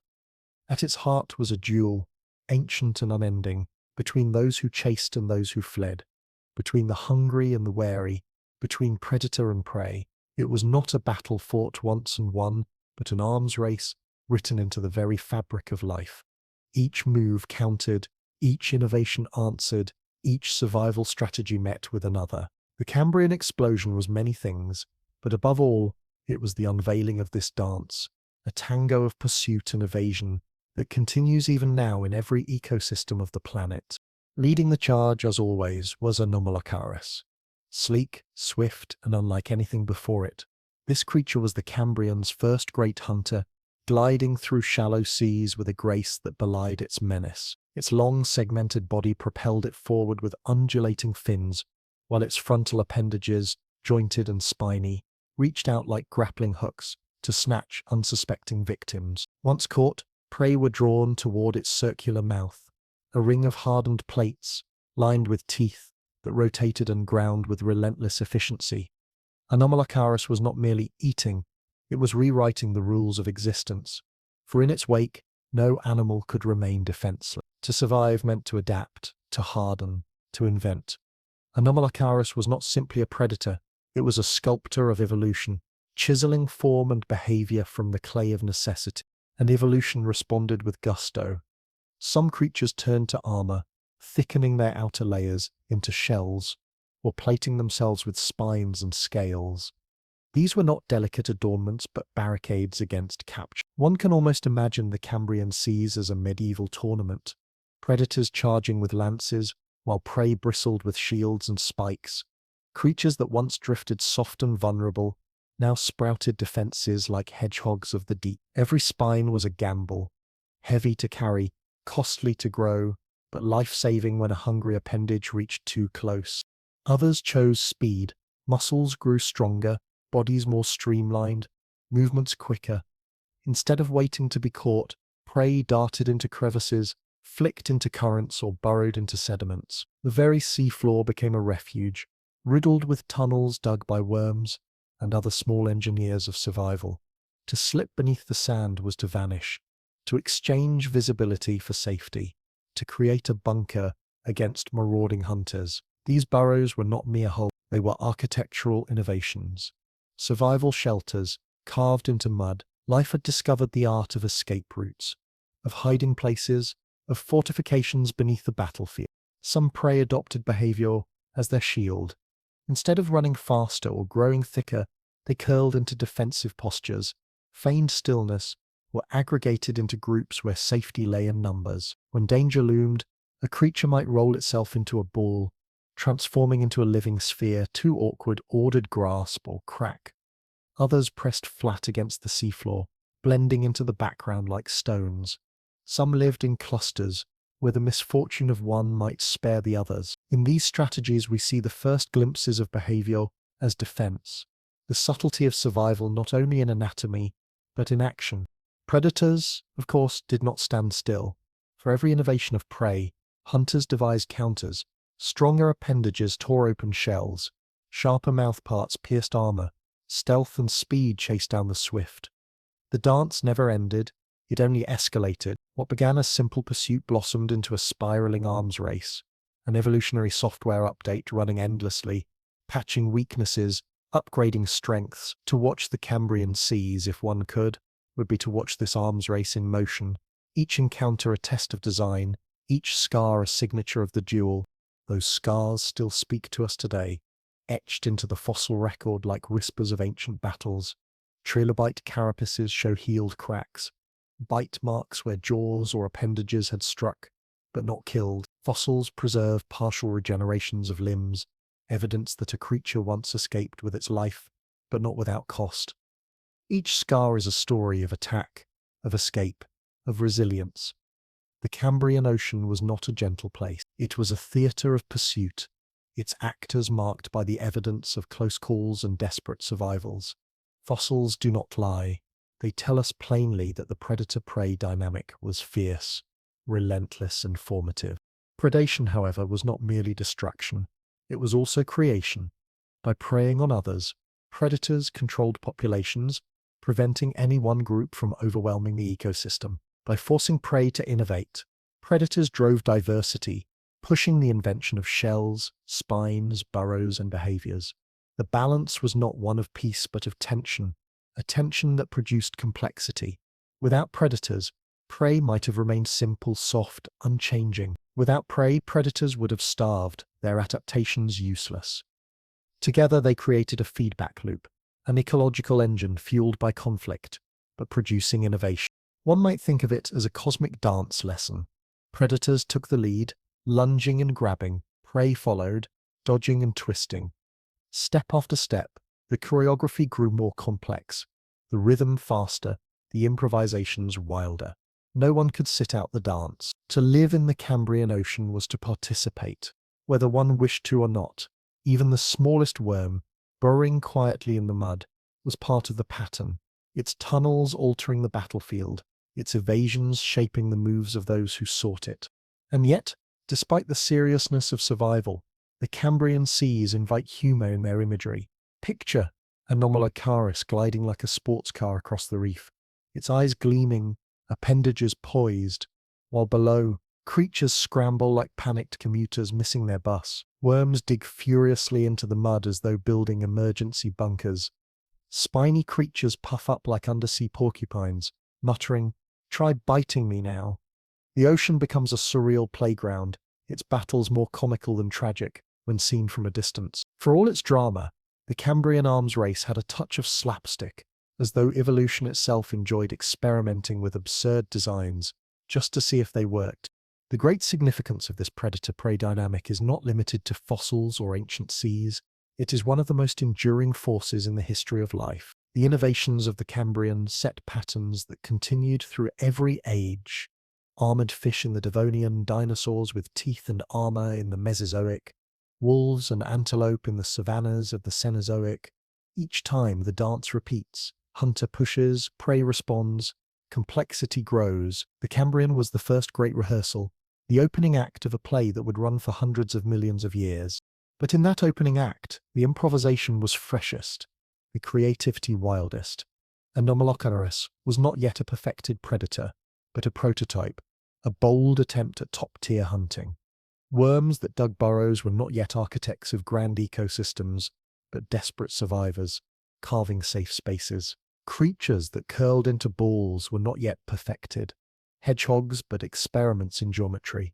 Every innovation was new, raw, untested. The scars, the shell beds, the burrows, all of these were the first drafts of strategies that would echo through time. If one wishes to see the Cambrian seas as a metaphor, they are a reminder that progress often comes not through peace, but through pressure. It was the constant threat of being eaten that pushed life to grow harder, smarter, quicker. It was the relentless hunger of predators that forced prey to become more inventive. Without the shadow of danger, there is little reason to change. With it, change becomes the only option. The Cambrian Explosion was not just a story of abundance. It was a story of survival under pressure, of creativity born from fear, of elegance forged in tension. And in the end, there was no final victory. Predators did not win, for prey endured. Prey did not win, for predators thrived. The victory was life's itself, a victory of diversity, of dynamism, of endless invention. The Cambrian seas did not settle into stasis, but into a perpetual dance, one that would carry forward through trilobites and fish, reptiles and mammals, right up to the present day. The duel continues in every field and forest, every river and reef. But it began here, in those shallow, sunlit seas, with Anomalocaris lunging, worms burrowing, spines bristling, and fossils recording the scars of encounters. So let us imagine it once more, the Cambrian Ocean, as a vast dance floor, music set not by melody, but by the pulse of evolution. Anomalocaris streaks across the stage, appendages outstretched. Creatures roll into balls, bristle with spines, vanish into mud. Scars are written into shells like autographs of battle. The audience is the future, watching as life learns its first steps in the tango of predator and prey. And the earth itself seems to smile, as if to say, keep dancing. The steps will change, but the rhythm will never end. If the Cambrian period had celebrities, if its seas had posters and its ecosystems had fan clubs, the Trilobites would have been the undisputed superstars. They were not the strangest creatures of their age. Hallucigenia claimed that title, wobbling along on spiny stilts. But Trilobites had something rarer, charisma backed by sheer success. With their armored bodies, their crystalline eyes, their endless capacity for variation, they became the signature life form of the Cambrian. To speak of this age without speaking of Trilobites would be like describing the Renaissance without mentioning artists, or jazz without naming the saxophone. Trilobites were everywhere. They did everything, and they left behind a fossil record so abundant that they are now among the most studied creatures of deep time. They were not just part of the Cambrian Explosion, they were its icons, its representatives, its walking, scuttling emblems. At first glance, a trilobite might look like a flattened beetle, or a pillbug frozen into stone, but appearances deceive. These were not insects, they were arthropods of a more ancient order, cousins to horseshoe crabs and distant ancestors to spiders, lobsters and centipedes. Their bodies were divided into 3 lobes running from head to tail, hence their name, trilobite, with each lobe encased in a calcified exoskeleton that functioned as both armor and scaffolding. That exoskeleton was segmented, allowing flexibility even while providing protection, so a trilobite could move with surprising agility across the seafloor. The armor was not just a shell, it was a mechanical marvel, a combination of rigidity and articulation that made trilobites at once durable and mobile. Their eyes were equally impressive. Trilobites did not settle for soft, jelly-like eyes like most creatures of today. Instead, they built theirs from calcite crystals, hard mineral lenses embedded into their heads. Each eye was a compound array, hundreds of lenses pointing in slightly different directions, stitching together a mosaic vision of the world. It was as if each trilobite carried a pair of natural cameras, geology and biology fused into optics. These eyes were not just for detecting light, they could perceive motion, detail, even depth, allowing trilobites to navigate, cluster, and scuttle with precision. To look into the stony socket of a fossil trilobite is to peer into one of evolution's most audacious experiments in vision, a crystal eye that has lasted for 500 million years. But trilobites were more than anatomy. They were behavior. They lived in vast numbers, across every corner of the Cambrian seas, from shallow coastal shelves to deeper basins. Some were tiny, just a few millimeters long, while others stretched past 0.5 meter. Their diversity was staggering. Thousands of species, each with its own design. Some bore spines along their flanks, turning themselves into rolling pincushions. Others flattened into streamlined ovals for life close to the sediment. A few developed extravagant ridges and horns, like armored helmets of undersea knights. They were, in essence, a kaleidoscope of arthropod design, a family so successful it seemed to test every possibility of body plan. Trilobites also molted, shedding their exoskeletons as they grew. This process, called ecdysis, left behind countless cast-off shells that littered the seafloor. Imagine entire gatherings of trilobites, moving as groups, each leaving behind empty husks, like forgotten jackets at a festival. The fossil record is filled with these abandoned suits of armor, preserved in layers of rock. For paleontologists, this is both a gift and a puzzle. It means trilobites are preserved in extraordinary abundance, but it also means that many fossils represent, not deaths, but wardrobe changes. Trilobites were, in a sense, the chronic shedders of prehistory, forever leaving traces of their growth. If fossils were autographs, trilobites signed their names again and again, across the stone pages of Earth. Their group movements added to their mystique. Fossil beds show lines of trilobites preserved in formation, as though they were marching together across the seafloor. Some suggest these lines represent migration, perhaps seasonal journeys across shelves. Others think they might have been mating parades, trilobites moving in synchrony to find partners. Whatever the reason, the image is striking. Columns of armored arthropods, 1,000 strong, scuttling in unison like ancient battalions. It was life not as scattered individuals, but as organized collectives, choreography on a geologic stage. Yet for all their numbers and adaptations, trilobites were not invincible. They lived in a world where being armored meant only that predators had to work harder. Fossil evidence shows that trilobite shells often bore healed injuries, gouges where something had bitten down, but not killed. They could roll into balls, curling their exoskeletons into protective spheres, but even this was not always enough. Their abundance ensured they were central to food webs, not only participants but often prizes, vital to the energy flow of Cambrian seas. They were dominant, yes, but they were also indispensable to others, links in a chain of survival that bound all life together. Trilobites also shaped the environment in subtle ways. As they moved across the seafloor, they disturbed sediments, stirring up the mud, churning layers that might otherwise have lain undisturbed. Their countless legs, jointed and repetitive, were like an army of tiny plows tilling the ocean floor. This bioturbation aerated sediments, recycled nutrients, and altered the habitats of smaller organisms.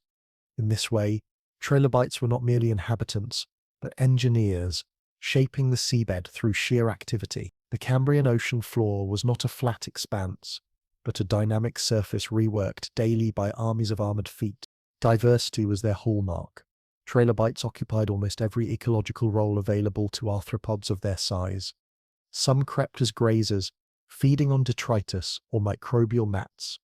Others may have been scavengers, picking at organic remains. Still others hunted smaller creatures, snapping up morsels in the sediment. Their adaptability ensured they could colonize nearly every environment available to them.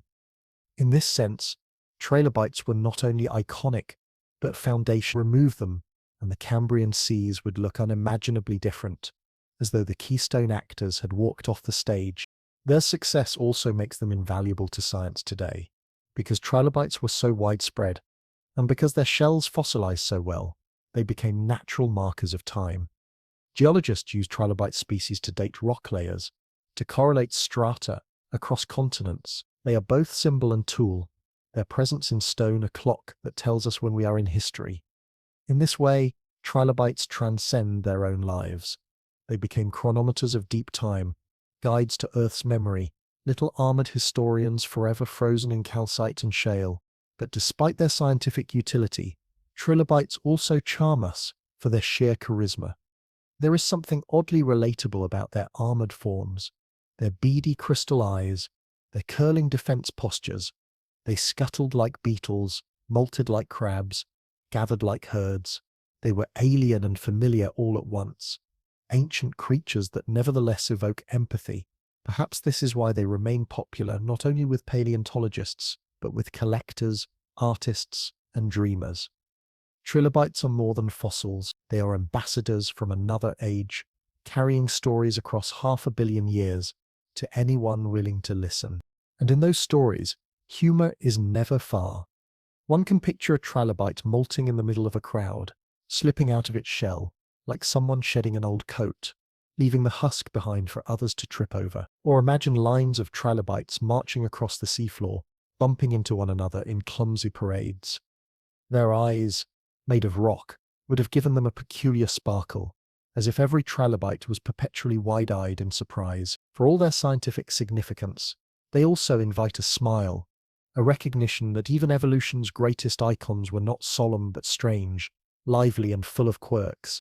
The Cambrian period was an era of invention, of experimentation, of forms rising and falling like notes in a chaotic symphony. But among the chaos, trilobites stood steady, reliable, abundant. They were the background hum of the ecosystem, the recurring motif in the evolutionary song. They witnessed the rise of reefs, the spread of burrowers, the escalation of predators, and through it all they endured, molting and marching, crystal eyes gleaming, shells clattering across shallow seas. They were both prey and presence, fragile and formidable, ubiquitous and unique. To call them icons is no exaggeration. They were the signature life form of the Cambrian, the creatures that defined an age. Even today, when we imagine ancient seas, it is often their armored bodies we picture first, scuttling across sandy bottoms, their mineral eyes scanning the water. Trilobites were more than animals. They were symbols of resilience, of diversity, of abundance. They remind us that life's story is not only about the strange and the fleeting, but also about the persistent, the adaptable, the ones that endure and dominate. So let us leave them where they belong, at the center of the Cambrian stage. Stars in an ancient drama.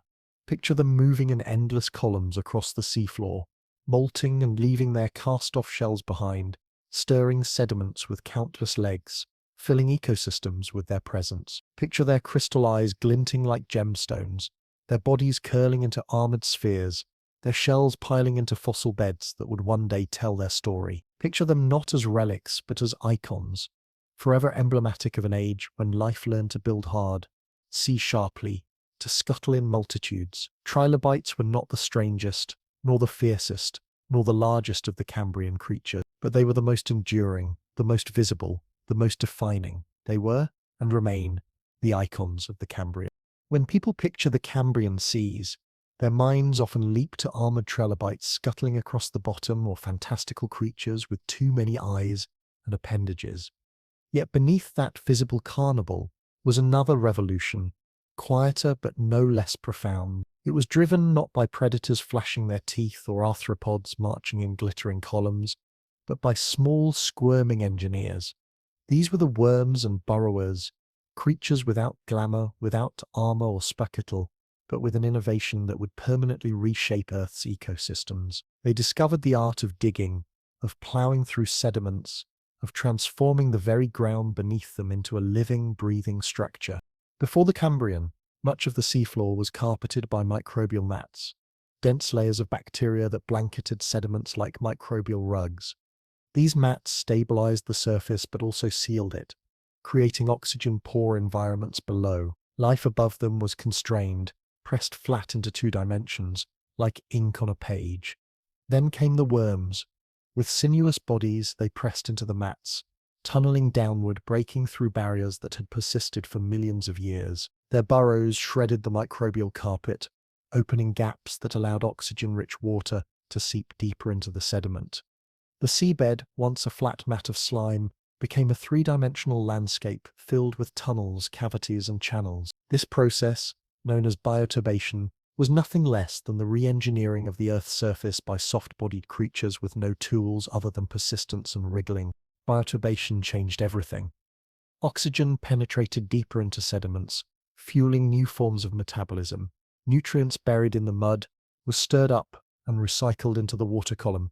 Toxic compounds that might have accumulated in stagnant sediments were dispersed and neutralized. Every wiggle of a worm, every shove of a burrower's body, was an ecological service, an act of quiet engineering that transformed ecosystems. If predators were the headline performers of the Cambrian, worms were the stage crew, unseen yet indispensable, preparing the very foundation on which complexity could flourish. The fossil record preserves their work, not in bones or shells but in trace fossils, burrows, trails, and tunnels etched into ancient sediments. These trace fossils are the signatures of vanished bodies, the diaries of worms who never fossilized themselves but left behind the architecture of their lives. Some burrows were simple tubes, vertical shafts descending into the mud like elevator shafts to safety. Others twisted and branched, mazes of feeding tunnels that mapped the worm's meanderings as it searched for food. Some ended in chambers, widened pockets that may have served as refuges, resting places, or nurseries. These patterns tell us of behavior, strategy, even personality. They are not just holes in the ground, they are the living plans of survival drawn into stone. Through these traces we glimpse how worms lived. Some tunneled in search of food, ingesting sediment and extracting nutrients as they moved, much like tiny undersea vacuum cleaners. Others dug as defense, retreating into burrows when danger loomed, leaving only a faint opening at the surface. Still others may have grazed the microbial mats from beneath, undermining the carpet in ways that reshaped entire communities. Each strategy left its mark, each mark preserved as a fossil story. To read these fossils is to read the biographies of worms long gone, creatures that spoke not in shells or bones but in tunnels and scribbles. The ecological consequences were immense. By breaking up microbial mats, burrowers liberated ecosystems from their flat constraints. The seafloor became a porous, oxygenated environment, one that could host a far greater diversity of life. Tiny organisms colonized the burrow walls, feeding on the nutrients stirred up. Larger creatures followed, exploiting the worms themselves or the habitats they created. The seabed ceased to be a static surface and became instead a bustling underground city, riddled with passageways and chambers, every tunnel a potential home or hiding place. To put it another way, worms invented real estate. By digging, they created habitat, not only for themselves but for countless others. Their burrows were shelters for smaller creatures, ambush sites for opportunists, refuges in times of stress. In disrupting the sediment, they created niches, and in creating niches, they multiplied biodiversity. The Cambrian Explosion was not only about new body forms, it was also about new spaces, and many of those spaces were dug by worms. One can imagine the Cambrian seabed as a kind of playground, the surface crisscrossed by trails, the subsurface a warren of tunnels.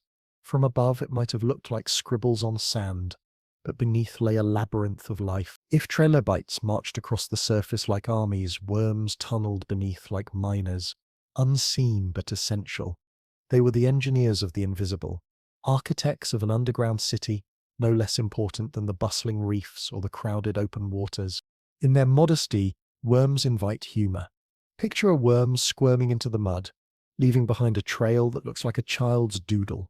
Or imagine a burrow widening into a chamber, a worm's equivalent of a living room, decorated not with furniture but with sediment walls. If Trilobites were the armored knights of the Cambrian, worms were its construction workers, building and rebuilding tirelessly, turning the mud into a living architecture. Their work was messy, yes, but their messiness was transformative. The seafloor they disturbed became healthier, richer, more dynamic. In short, worms made a mess, and that mess made the world. The importance of this innovation cannot be overstated. By oxygenating sediments, worms extended the reach of aerobic metabolism. By stirring nutrients, they amplified productivity. By creating burrows, they offered habitats and refuges. These changes set the stage for future ecosystems, from the Paleozoic seas to modern oceans, where burrowing animals continue to play vital roles. Today, clams, crabs, and countless worms still churn the seafloor, keeping sediments alive, preventing stagnation, recycling nutrients. They are the heirs of Cambrian pioneers, the descendants of those first wriggling architects who discovered that the earth beneath them was not just a floor, but a medium to be shaped. The Cambrian Explosion, then, was not only a riot of new bodies and behaviors above the seafloor, it was also a quiet revolution beneath it. For every flamboyant predator that swam above, countless worms wriggled below, ensuring that oxygen and nutrients flowed, that sediments were mixed, that ecosystems could grow more complex. They were unsung heroes, the ones who did not dazzle, but who sustained. Without their bioturbation, the Cambrian seas might have remained flatter, simpler, more constrained. With it, they became layered, dynamic, alive in 3 dimensions. In their traces, we see the fingerprints of innovation. Each burrow preserved in stone is a reminder that survival is not only about attack or defense, but about engineering. Each tunnel is a quiet manifesto. Dig, mix, recycle, reshape. These were not glamorous strategies, but they were enduring ones. Strategies that continue today in every muddy estuary, every sandy beach, every deep-sea plain. The worms of the Cambrian began a tradition that has never ceased. And perhaps the most humbling thought is this: when we walk along a beach today and feel the sand soft beneath our feet, when we see little holes in tidal flats or watch clams burrow away, we are watching a continuity that stretches back 500 million years. The architects of the Cambrian still work among us, silent and unassuming, scribbling their designs into the mud. Their legacy is not a monument, but a process, not a fossil, but a rhythm of disturbance and renewal. The Cambrian seas may be remembered for their strange monsters and armored celebrities, but beneath the spectacle the worms were at work, digging their quiet revolutions. They did not roar or shine. They wriggled, they stirred, they re-engineered the world. They were, and remain, the silent architects, the unsung heroes, the tiny engineers who turned mud into life. The Cambrian oceans shimmered with innovation, but among all the experiments in body and behavior, few achievements were as transformative as the building of reefs. For the first time in Earth's history, living organisms did not merely inhabit the seafloor, they began to construct it. They took the flat plains of carbonate sand and microbial mats and raised them upwards, stacking their own bodies into walls, mounds and ridges. These structures were not temporary shelters, but enduring architectures, foundations of stone fused with biology. They were the world's first high-rise apartments, bustling communities of tenants and wanderers, designed not by intention but by the quiet persistence of sponges and their enigmatic Cambrian partners, the archaeocyathrids. Imagine drifting above a shallow sea some 520 million years ago. Below, instead of endless plains of sand, you would see clusters of reef-like structures, some only a meter high, others sprawling across the shelf. They were not coral reefs. Corals had not yet entered the stage, but they were no less ambitious. Sponges, those patient filter feeders, anchored themselves to the substrate, their porous bodies straining food from the currents. Beside them grew the archaeocyathrids, cup-shaped organisms with walls full of tiny pores, their calcareous skeletons cementing together into frameworks. Alone, a sponge or archaeocyathrid might be small and modest, but in aggregation they became architects. They fused into colonies, layered upon each other, strengthening their walls with carbonate secretions, creating 3-dimensional landscapes where before there had been only flatness. In doing so, they transformed ecosystems. A reef was more than a structure, it was an invitation. Its cavities provided shelter for small creatures fleeing danger. Its walls offered perches for filter feeders to angle themselves into the current. Its surfaces became canvases for encrusting microbes, algae, and early animals. The reef multiplied niches, providing room for grazers, for diggers, for stalkers. Where a plain seafloor could host life only in 2 dimensions, the reef opened a 3rd dimension, a vertical realm of ledges and crevices. Life did not merely live on the reef, it flourished because of it. Reefs also stabilized their environments. The seafloor, once soft and shifting, became anchored by these frameworks. Sediments that might have drifted with the current were trapped in the reef's crevices, packed and consolidated into firmer ground. The reef was a fortress against erosion, a stabilizer of substrates. In this way, sponges and archaeosaccathids were not only architects but engineers of geology. They altered currents, reshaped sediment patterns, and created stable platforms where more complex communities could arise. With every pore that filtered food, with every calcareous wall that thickened, they were resculpting the very landscape of the Cambrian seas. Their tenants were diverse. Filter feeders found higher ground, raising themselves into faster currents where food particles abounded. Burrowers took advantage of the sediments piled against reef walls, creating tunnels in the lee of structures. Small, soft-bodied creatures found sanctuary in the reef's cracks, out of reach from prowling hunters. Even mobile wanderers benefited, finding food-rich zones where detritus collected or prey congregated. The reef was a hotel of countless rooms, some open to all, some hidden and exclusive, all buzzing with activity. The fossil record captures these communities in exquisite detail. Archaeocycathid frameworks are preserved as latticed porous cones of carbonate, sometimes stacked in clusters, sometimes sprawling in reef-like mounds. Associated with them are sponges of many shapes, their skeletons leaving behind delicate specules or whole-body impressions. Together they testify to collaboration, not in any conscious sense, but in the overlapping of their lives, the mutual reinforcement of their skeletal remains. This was community building in the truest sense, biology leaving behind architecture that endured far longer than any individual life. The Cambrian reefs were modest, compared to the sprawling coral reefs of later eras. They did not stretch for hundreds of kilometers or rise meters into the water column. But scale is not the measure of importance. What mattered was the principle. Life had discovered how to construct durable frameworks, how to pile itself into landscapes that others could inhabit. This was the beginning of a tradition that would repeat again and again in Earth's history, from coral reefs to oyster beds to kelp forests. The Cambrian reefs were the prototype, the first draft of the idea that habitat itself could be a living creation. For a time, archaeocyathids were the stars of this enterprise. Their cup-shaped skeletons, riddled with pores, allowed water to flow through while providing rigidity. They built in dense clusters, sometimes fusing together into sprawling patch reefs that dotted Cambrian continental shelves. They dominated warm, shallow seas, particularly in regions that today are preserved in limestones of Australia, Siberia, and North America.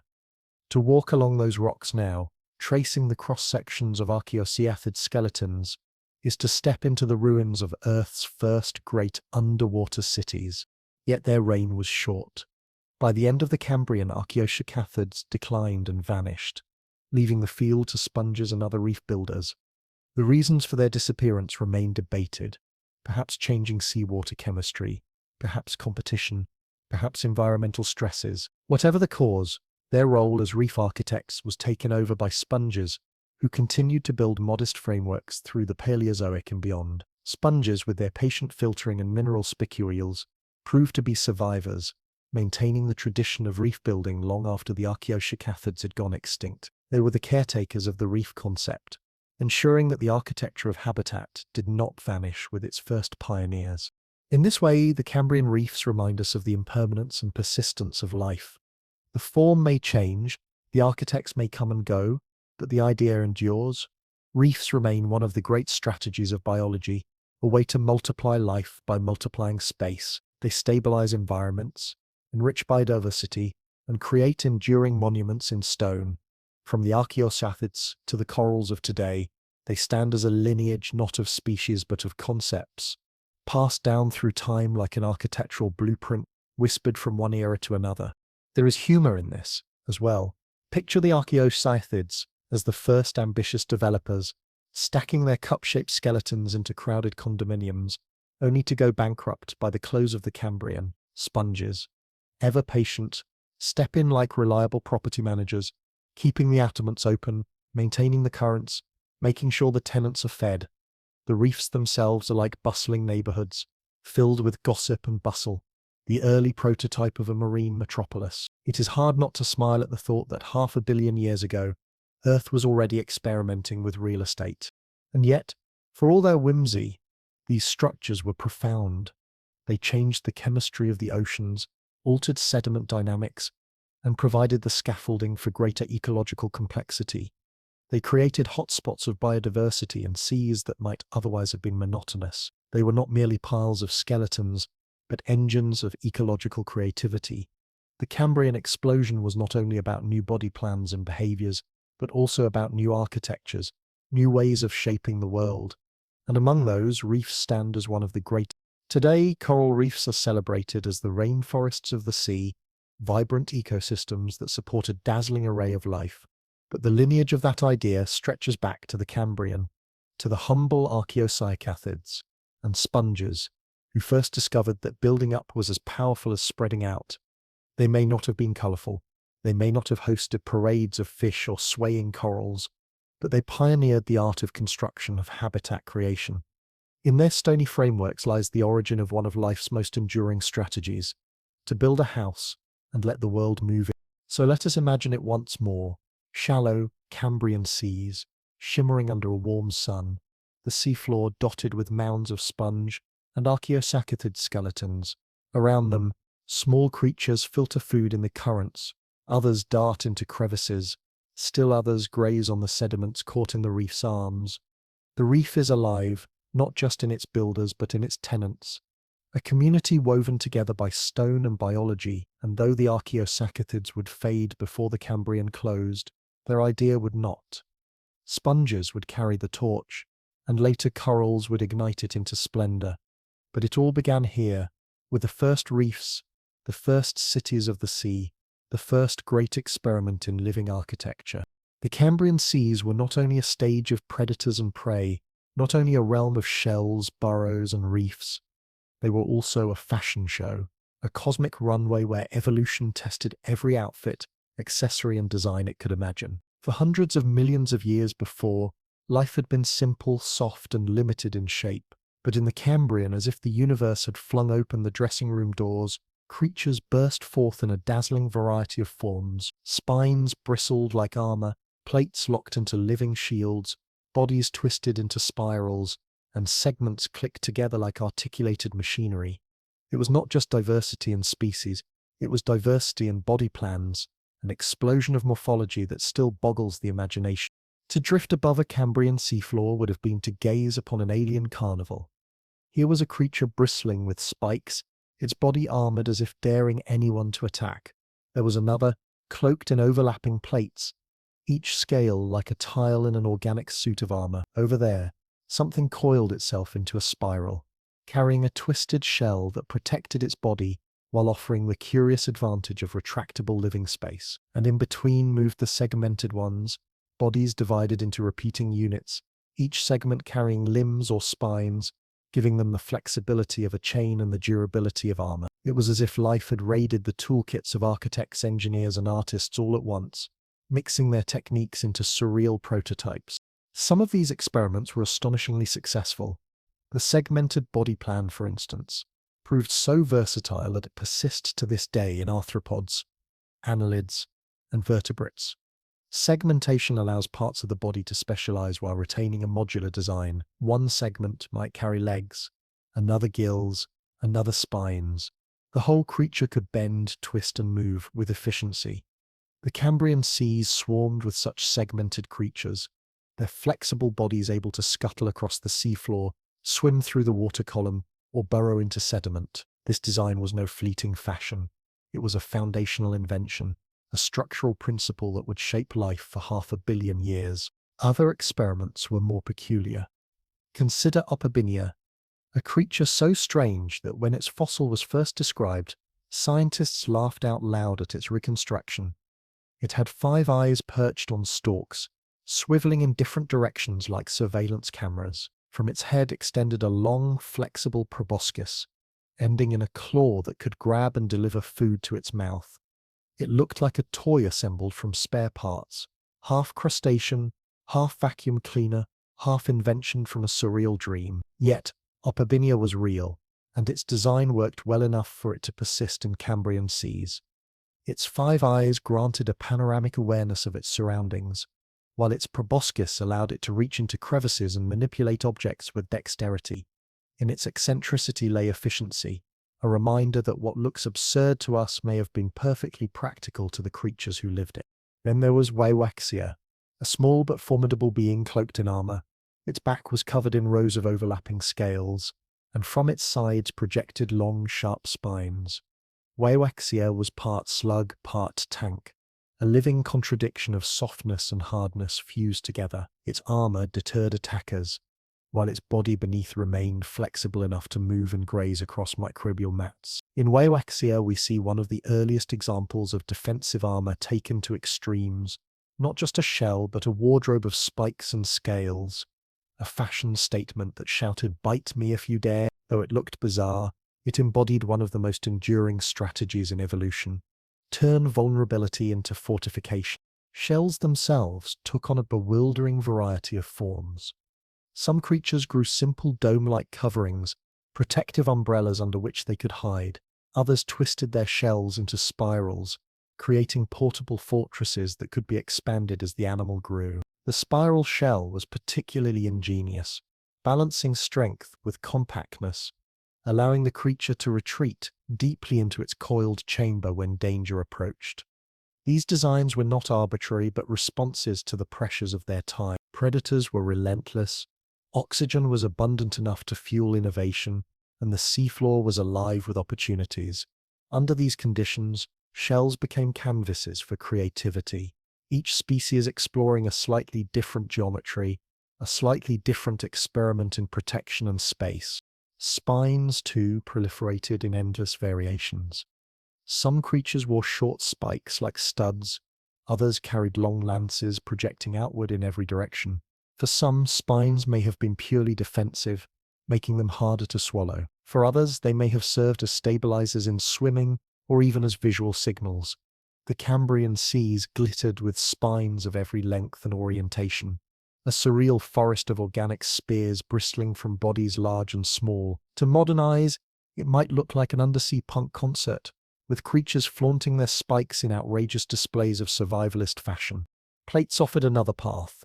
Creatures armored themselves with overlapping tiles, like shingles on a roof or scales on a knight's armor. This provided protection while preserving mobility, a compromise between rigidity and flexibility. Some plates were smooth, others ornamented with ridges or knobs. In some cases, they may have also served as weight, helping bottom-dwelling creatures stay anchored. The Cambrian Ocean was filled with such plated beings, their tiled backs shimmering in the sunlit shallows. All of these innovations were not random acts of artistic excess, but responses to the world around them.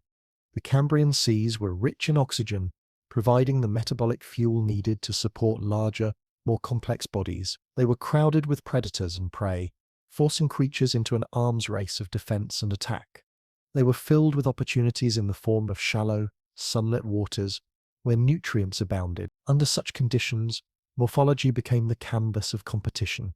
Every shape a solution, every experiment a gamble. Some succeeded and left descendants that still walk, swim, or crawl to others failed, vanishing into extinction.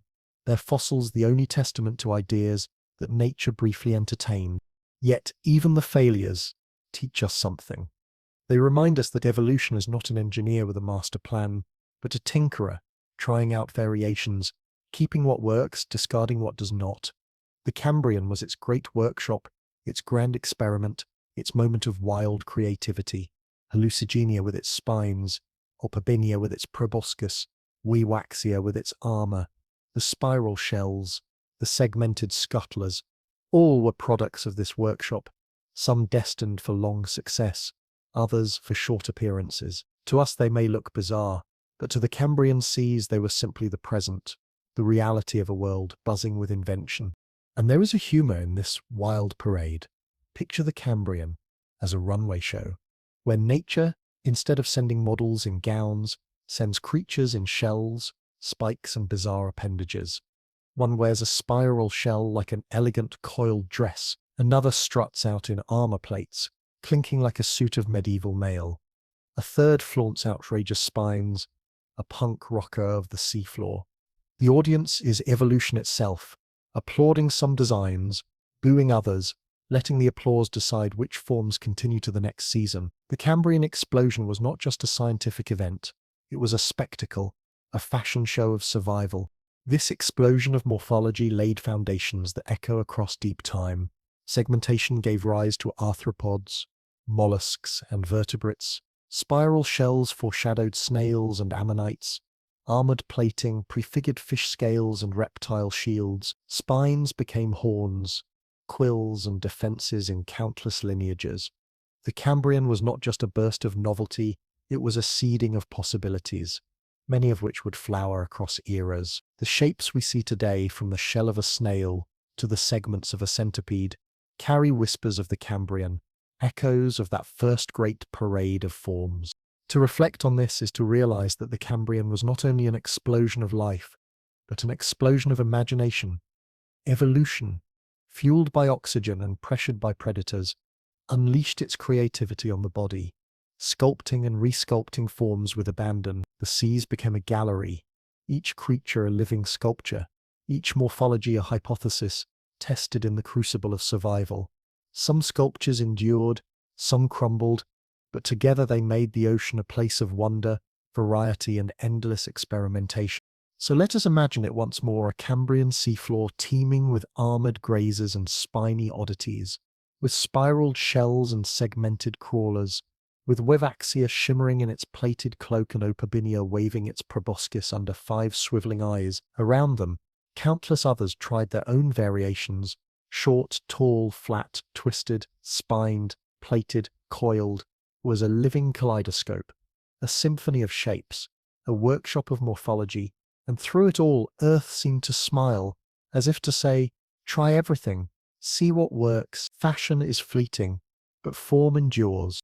The Cambrian explosion of forms was life's first great burst of creativity, a time when every option was on the table, every design was given a chance. From spikes to shells, from spirals to segments, the ocean was alive with invention. Some of those inventions became the foundation of the modern world.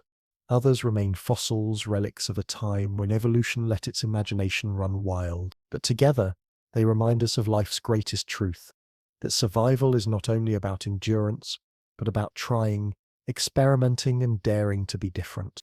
Among all the creatures that scuttled, swam, and burrowed in the Cambrian seas, none has captured the human imagination quite like Hallucigenia. The very name suggests its strangeness, as though it belonged more to a dream or a hallucination than to the sober fossil record. To look at Hallucigenia is to question whether evolution was playing a practical joke, offering up something so improbable, so awkward, and so fantastical that even scientists struggled to take it seriously.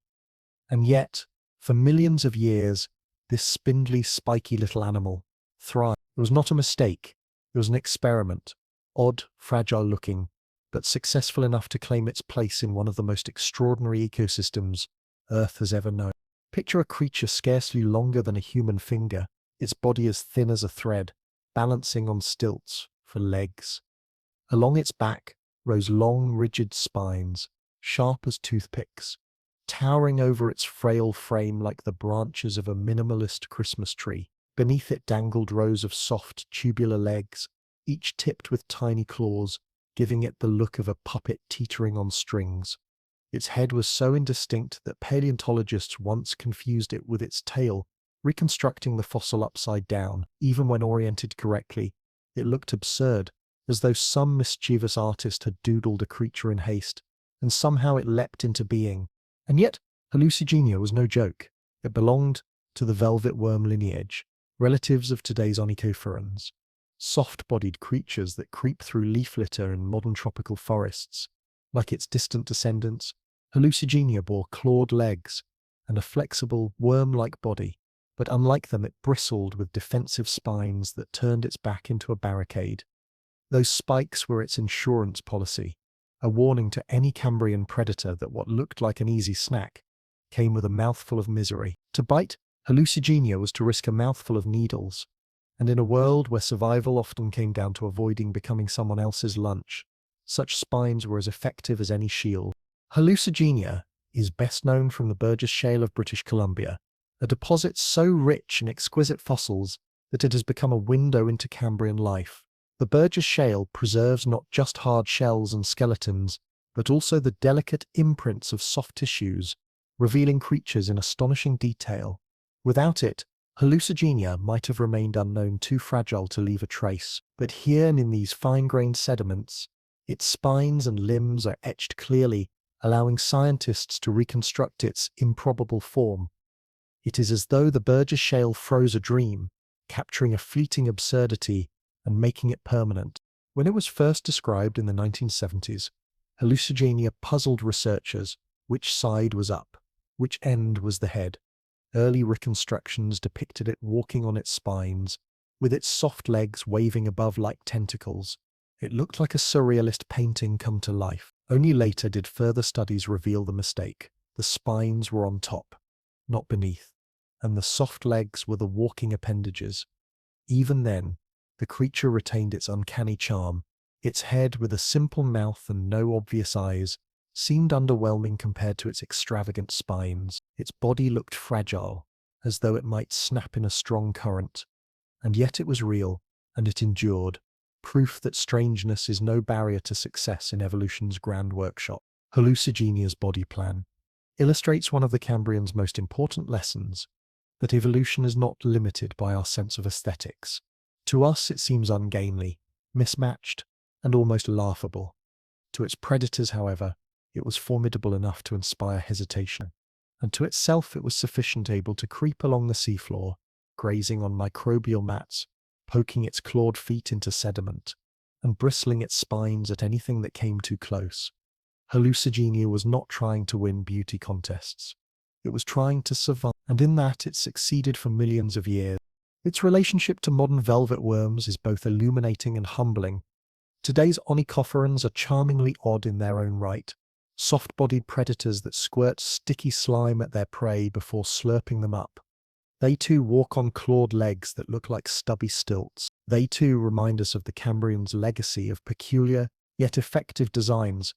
Hallucigenia was their distant ancestor, a pioneer of a lineage that still creeps through forests today. Its survival in the fossil record is not just a curiosity but a clue to the continuity of life, a reminder that even the strangest experiments can leave lasting descendants. What makes Hallucigenia particularly delightful is how it encapsulates the spirit of the Cambrian Explosion.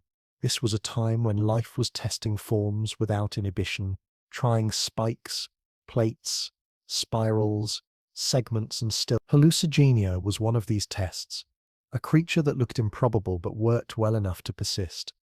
It teaches us that evolution does not need elegance. It needs functionality, and sometimes functionality looks like absurdity to later eyes. The Burgess Shale has preserved Hallucigenia in such detail that even microscopic structures can be studied. Researchers have discovered tiny claws at the ends of its legs, stacked like miniature ice cream cones. They have studied its spines, revealing their internal composition. They have even searched for signs of eyes, though none are obvious, suggesting that Hallucigenia may have relied more on touch than sight.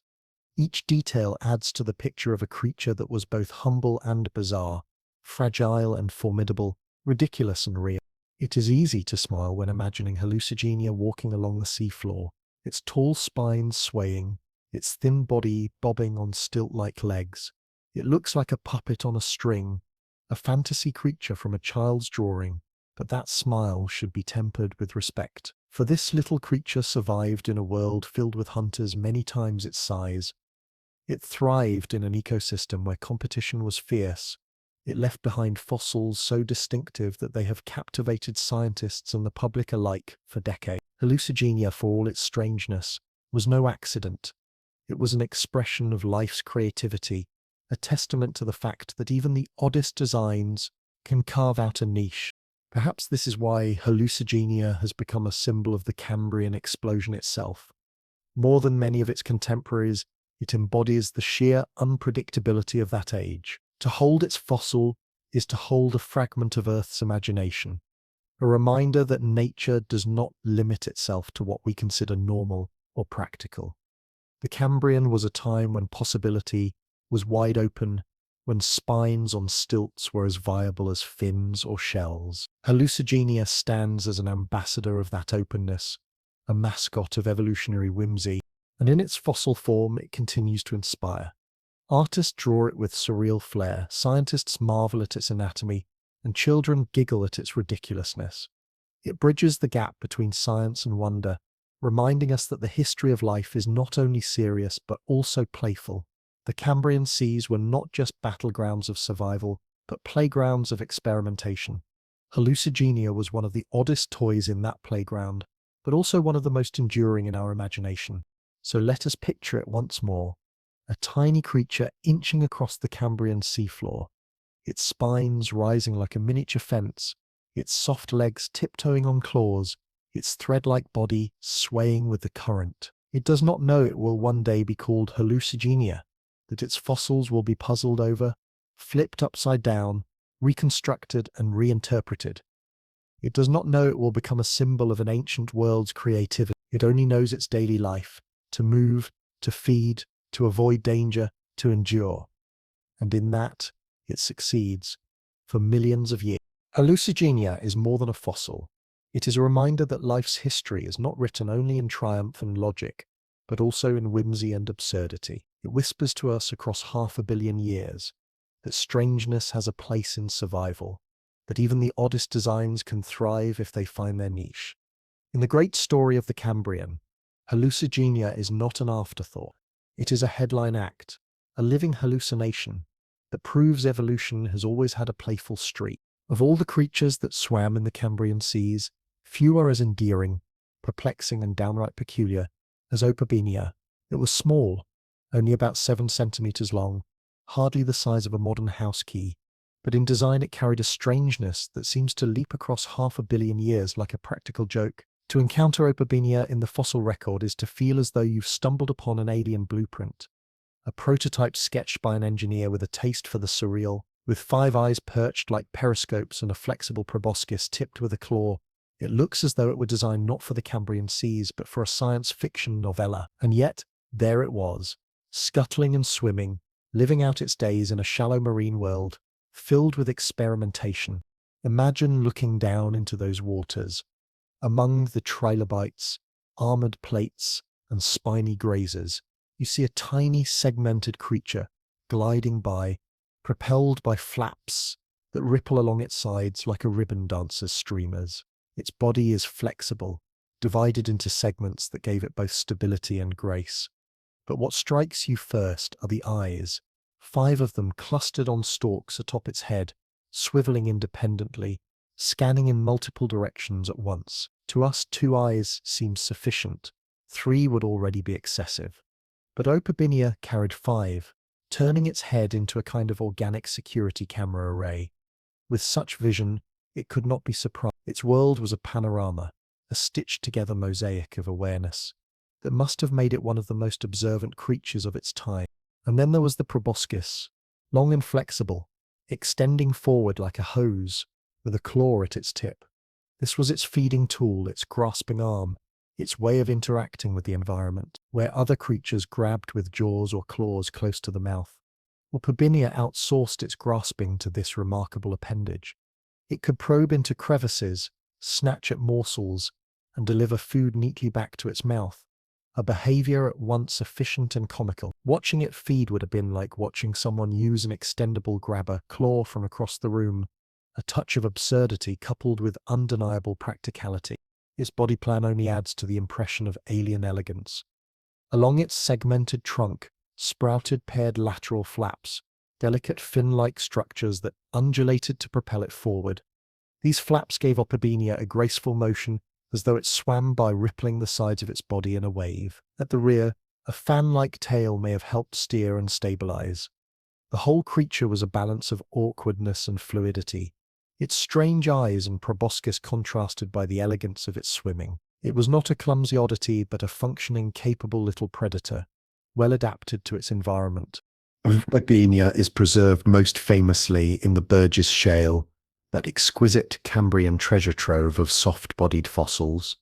Without this extraordinary deposit, Opabinia's soft parts would have vanished without a trace, leaving only a ghostly mystery. Instead, we have detailed impressions of its body, its eyes, its flaps, and even its proboscis. When the first reconstructions of Opabinia were shown in the early 20th century, the audience of paleontologists reportedly laughed out loud at its absurdity. 5 eyes, A hose-like claw. Who could believe such a creature had ever existed? Yet the fossils insisted otherwise. Evolution had not laughed, it had experimented, and Opabinia was one of its results. Despite its oddities, Opabinia carries clues to a broader story. Its segmented body, its flaps, its proboscis, all suggest affinities with the lineage that would eventually give rise to arthropods, the great phylum of joint-legged animals that includes insects, spiders, and crustaceans today. In Opabinia, we glimpse an evolutionary experiment along that trajectory, a side branch or cousin, exploring what was possible. Its 5 eyes may not have survived into later designs, nor its peculiar proboscis, but its segmented trunk and swimming flaps foreshadow the arthropod explosion to come. In this sense, Opabinia is less an alien than an ancestor's eccentric sibling, a relative whose quirks hint at the family's broader potential. Its lifestyle, inferred from its anatomy, was one of a small but effective hunter. With its wide-angle vision, it could spot potential prey or carrion. With its proboscis, it could probe into soft sediments or tug small animals from hiding places. With its swimming flaps, it could maneuver with agility across the seafloor or through the water column. Though only a few centimeters long, it occupied a niche with precision, using its unusual toolkit to exploit opportunities others could not. It was not large, not fearsome, but clever in design, a detective of the Cambrian seas, peering through 5 lenses, probing with its flexible arm. To us, Opabinia is fascinating because it is so unlike anything we know. Our minds instinctively search for analogies: the eyes of an insect, the trunk of an elephant, the claw of a lobster, the body of a fish. But Opabinia is none of these, and all of them. It is a composite of traits, an evolutionary sketch, where parts we recognize are recombined in ways we never expect, and in that strangeness lies its charm. It looks alien not because it is alien, but because it shows us how broad the possibilities of life truly are. Evolution is not bound to our expectations. It can produce creatures that seem drawn from imagination, yet are entirely real. One cannot help but smile at the image of Opabinia bustling across the seafloor, its 5 eyes darting about, its proboscis probing like a curious arm, its body flaps waving like banners. It seems almost comical, a creature designed by committee with no concern for aesthetic unity. But humor aside, it was successful, at least for its time. It filled a role, lived its life, and left behind fossils that astonish us 500 million years later. In that, it achieved what every species strives for: survival long enough to matter. And Opabinia does matter. It matters not only because it was strange, but because it broadens our understanding of evolution. It reminds us that the paths not taken are just as important as the ones that continue. The arthropods that dominate our planet today may not carry 5 eyes or proboscises, but they share with Opabinia the segmented trunk and the legacy of experimentation. In its little body, preserved in the Burgess Shale, we glimpse a moment when life was testing possibilities, some destined to flourish, others to fade. Opabinia faded, but in fading it enriched the palette of life, proving that oddities are part of the process. Perhaps the greatest lesson of Opabinia is humility. We like to imagine evolution as a story that leads inexorably to us, to humans with our 2 eyes and single mouth and sense of symmetry. But Opabinia laughs gently at that conceit. It shows us that life could just as easily have gone another way, with eyes multiplied, appendages elongated, forms beyond our expectations. The fact that we consider it strange is a reflection of our narrow vantage point. To the Cambrian seas, Opabinia was not strange. It was simply another participant in the great dance of survival. So let us see it clearly. A small, segmented swimmer, flapping its lateral fins, scanning with 5 swiveling eyes, reaching with its proboscis to grab food from the sediment. It was no monster, no giant, no titan. It was a curious little creature with an unusual toolkit, navigating a world of innovation and danger. It reminds us that survival does not always go to the biggest or the fiercest, but sometimes to the strange, and perhaps that is why Opabinia lingers in our imagination. It is not terrifying but endearing, not majestic but peculiar. It makes us laugh and marvel at once, bridging science and whimsy. In its fossil we see both the seriousness of evolution's process and the playfulness of its results. The Cambrian seas were full of wonders, but few are as charmingly odd as Opabinia, the five-eyed mystery that proves life's imagination is greater than ours. In the grand theatre of the Cambrian Explosion, where life experimented with shells, spines, and peculiar appendages, one creature strode, or rather swam, onto the stage with the charisma of a lead actor. It was not just another oddity, not just another experiment, but something larger, faster, hungrier. This was Anomalocaris, the abnormal shrimp, though that name hardly does justice to its majesty. At up to a meter in length, it was a giant among its contemporaries, a sleek hunter with enormous compound eyes, spiny grasping appendages, and a circular toothed mouth that could grind through prey. It was the first truly great predator in Earth's history, the lion of the Cambrian seas, and its presence changed the rules of the game forever. To imagine Anomalocaris, picture a body built for speed, long and flexible, rippling with lateral flaps that propelled it forward in smooth undulations. It was not a lumbering beast, but a graceful swimmer, able to dart, swerve, and chase with precision. Its eyes were immense, each one equipped with thousands of lenses, providing a panoramic vision of the seafloor. Nothing could sneak past those watchful orbs. Its front appendages, bristling with spines, arched forward like grappling hooks, ready to seize anything unfortunate enough to be spotted. And at the center of its head gaped its peculiar mouth, a circular structure lined with hard serrated plates, rotating and contracting like the gears of a meat grinder. To be caught in those jaws was to meet a swift and irreversible end. What made Anomalocaris so extraordinary was not only its size, but its elegance. Most Cambrian animals were small, many scarcely larger than a fingernail. Into this miniature world swam a creature as long as a human arm, moving with the agility of a ribbon dancer. It must have seemed a monster, not in the mythical sense, but in the ecological one. An apex predator, commanding the top of the food chain. With each graceful flick of its body, it closed the distance between itself and its prey. With each snap of its spiny appendages, it reshaped the fate of those around it. And yet, for all its grandeur, Anomalocaris came to us in fragments.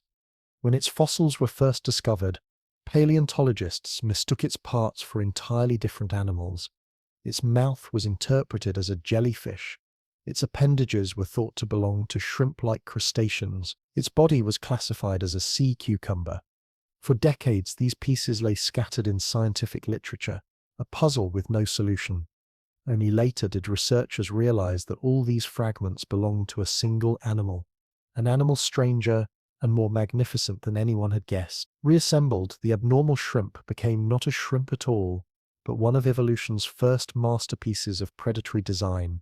The impact of Anomalocaris on Cambrian ecosystems cannot be overstated. In its presence, the ocean was no longer a safe place for the soft-bodied and the unarmored.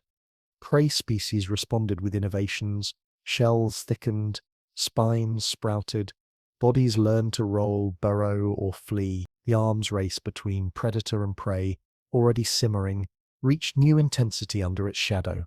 Every motion of Anomalocaris was a challenge, every capture an evolutionary pressure. Its existence forced others to adapt or vanish. In this way, Anomalocaris was not only a predator but a catalyst, driving the diversification and escalation that defined the Cambrian Explosion. Its hunting style was likely a combination of grace and force. With its massive eyes, it could detect the faintest stirrings on the seafloor. With its flexible body, it swam close, undulating with elegance. Then, in a flash, its spiny appendages shot forward, grasping its victim with a vise-like grip. The prey was pulled toward the circular mouth, where hard plates rotated to crush or shred. It was not a sloppy feeder, but a precise and efficient one, able to handle a variety of prey from armored trilobites to soft-bodied worms. Though debates continue about whether its jaws could truly crack hard shells, there is little doubt that it was a formidable consumer, capable of terrifying any creature in its range. Yet, for all its might, Anomalocaris carried an air of the bizarre. Its mouth, often compared to a pineapple slice, rotated with mechanical efficiency, but lacked the power to chew in the way later predators would. Its long, spiny arms seemed oversized, almost theatrical in proportion. Its body, though elegant, was segmented in ways that blur the lines between arthropods and other early groups. It was an experiment, like so many Cambrian creatures, successful in its time, but ultimately a branch that did not lead to modern predators. Its strangeness is a reminder that even the mightiest designs may be temporary brilliant flares in the long story of evolution. The humor of Anomalocaris lies in its contradictions. Here was a giant, yet mistaken for scraps of smaller animals. Here was a predator with immense eyes and swift grace, yet saddled with a mouth that, by modern standards, looks faintly ridiculous. Imagine it swooping gracefully through the water, only to stop and feed with what looks like a rotating pineapple ring.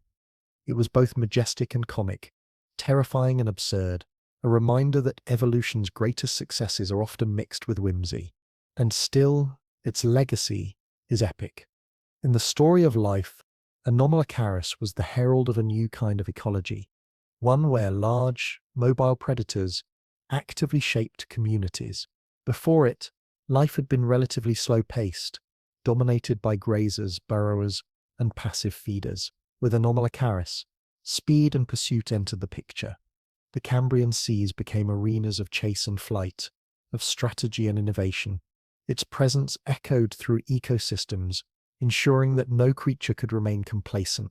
The Burgess shell preserves it in beautiful detail, its body flaps, appendages, and mouth etched in stone. To hold such a fossil is to hold the blueprint of fear, the design of the first apex predator, but it is also to hold a symbol of transition from simple ecosystems to complex ones, from passive survival to active predation, from a world without giants to a world with monsters. When we speak of Anomalocaris, we are speaking of the dawn of danger. The Cambrian seas were no longer innocent playgrounds of strange designs. They were hunting grounds shaped by pursuit and escape, and at the center of that transformation was this sleek, meter-long hunter, eyes gleaming, appendages ready, mouth rotating like a gear of inevitability. So let us imagine it clearly, a shadow gliding over the seafloor, longer than any other creature around, its body rippling with motion. Its 5,000 faceted eyes lock onto a moving shape below. Its arms extend, spines closing in a sudden snap. The prey is pulled inward, into the waiting circle of teeth. The ocean shivers with the presence of its first great predator.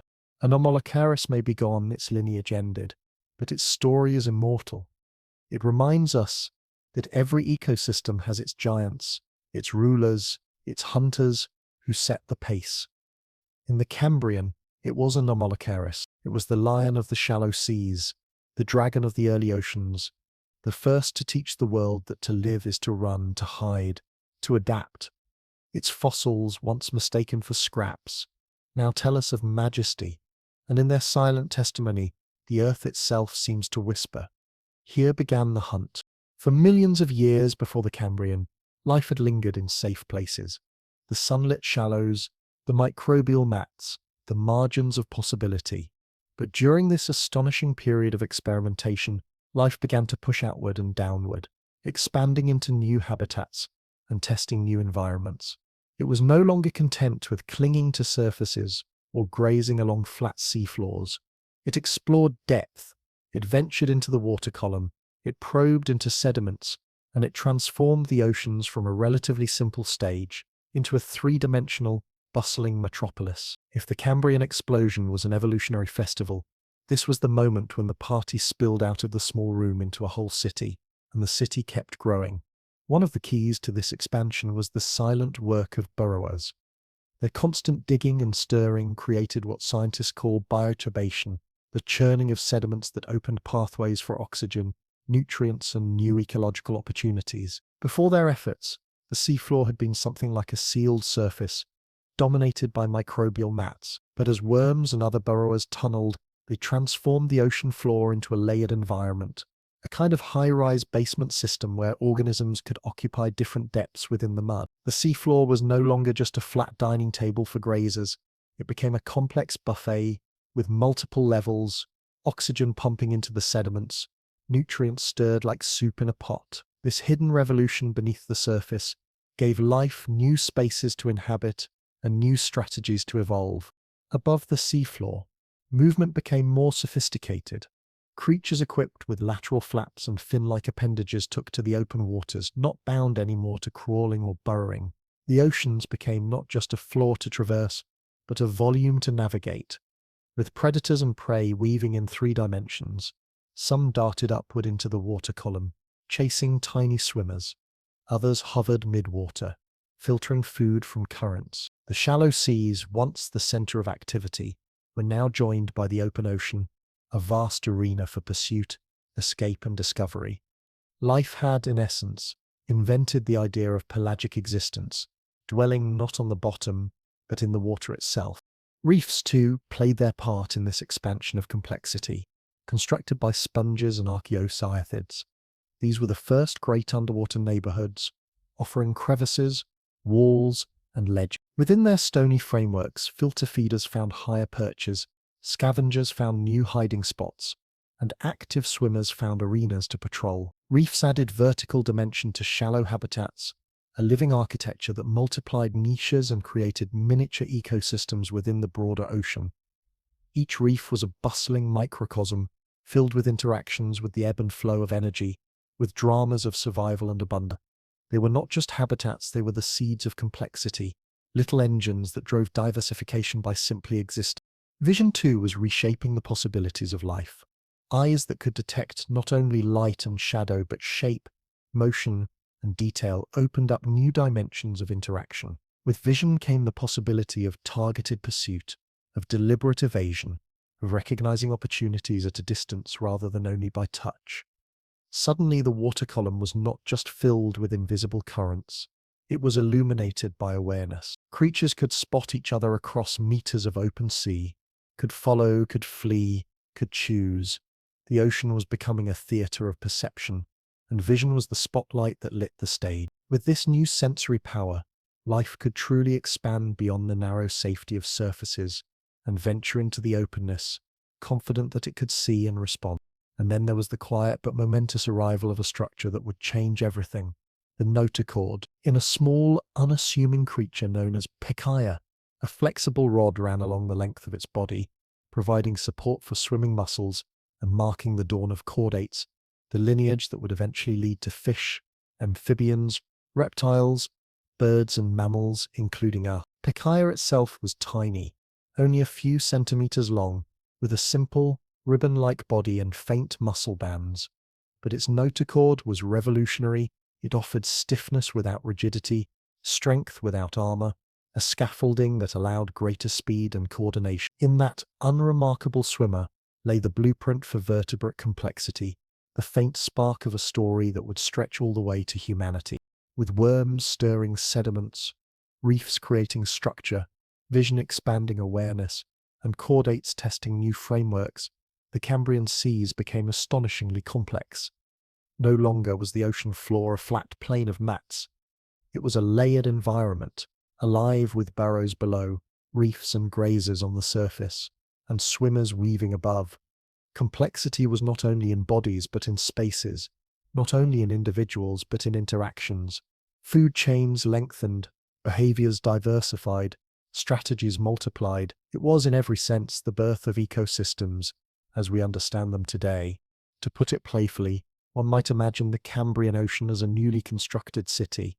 The burrowers dug the basements, turning mud into living foundations. The reef builders raised apartment complexes, vertical housing for countless tenants. The swimmers took to the streets of open water, darting like traffic between towers. Vision installed the streetlights, illuminating every move. And Pikaia was like an ambitious apprentice architect, sketching the first drafts of designs that would one day dominate the skyline. It was a metropolis of biology, not planned but emergent, bustling with invention and improvisation. And in that metropolis, life was not static. It was constantly on the move, constantly experimenting, constantly escalating. Burrows deepened, reefs spread, swimmers grew more agile, eyes sharper, notochords stronger.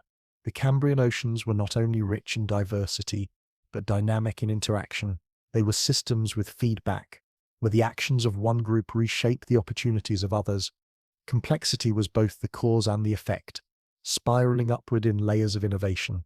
Today, when we look back at this period, we see not just a burst of novelty, but a profound shift in the nature of life. Before, ecosystems had been simple, surfaces grazed and layers unbroken.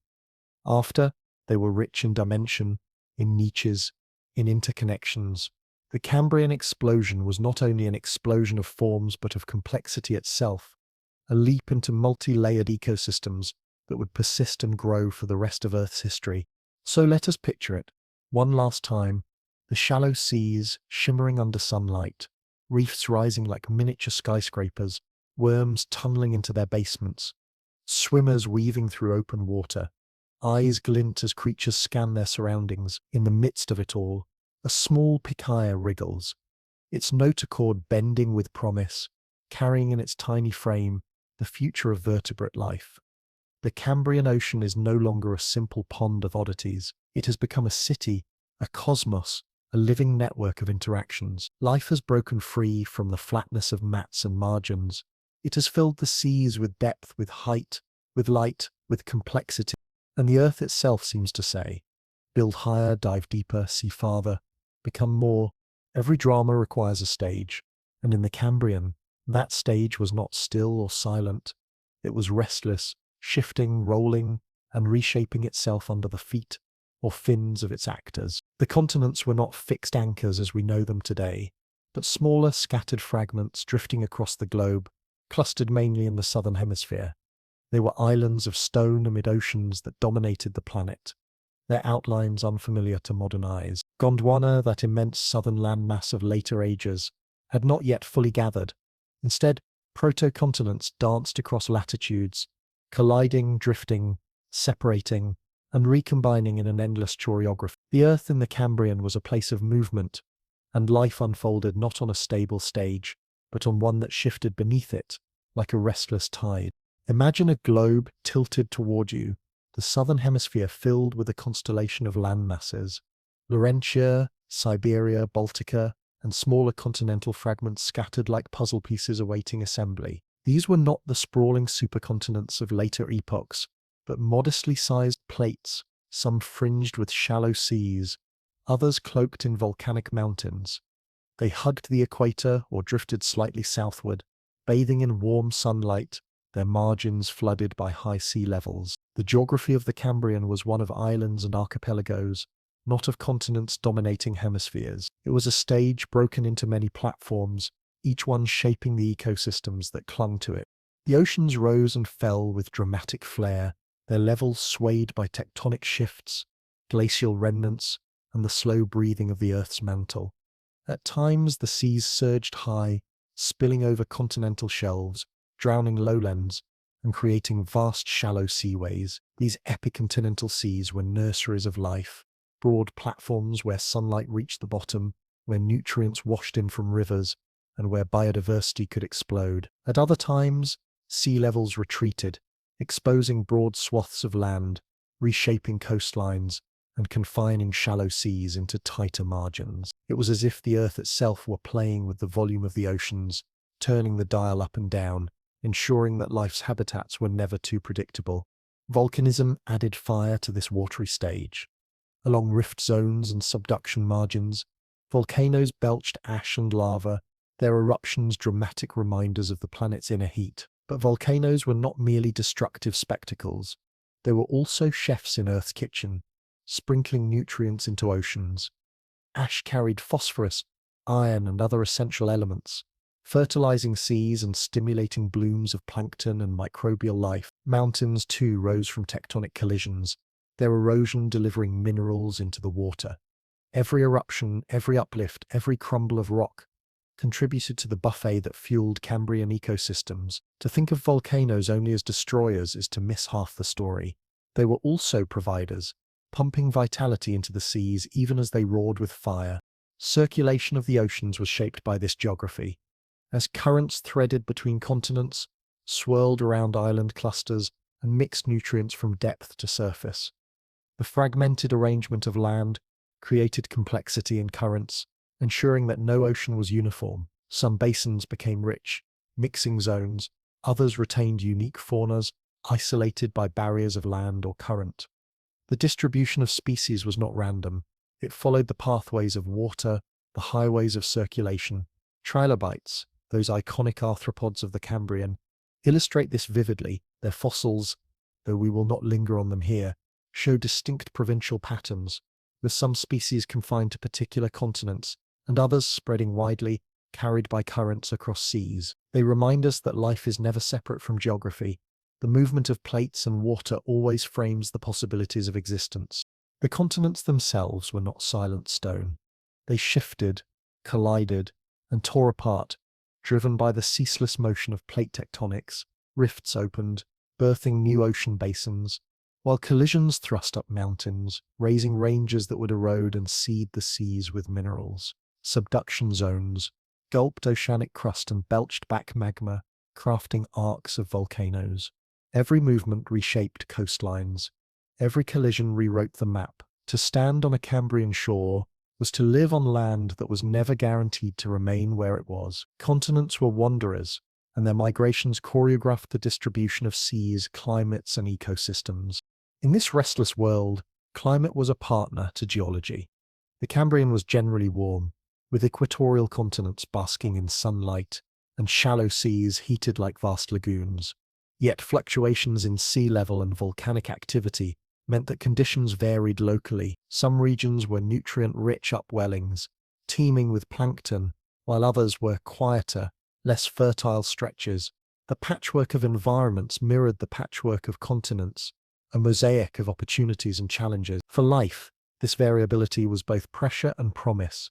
Niches shifted, habitats appeared and vanished, and species either adapted to the flux or perished in its wake.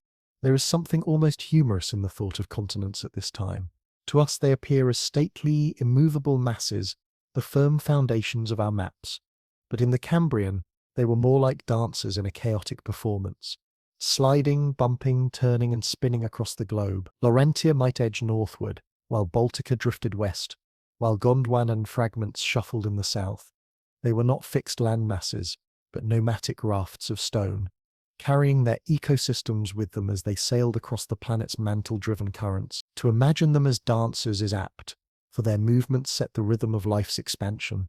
Their steps determined where seas deepened, where volcanoes roared, where nutrients surged. The mountains born of tectonic collisions added another layer to this drama. Raised from the sea by thrusting plates, they became sources of erosion, crumbling slowly into rivers that carried minerals outward.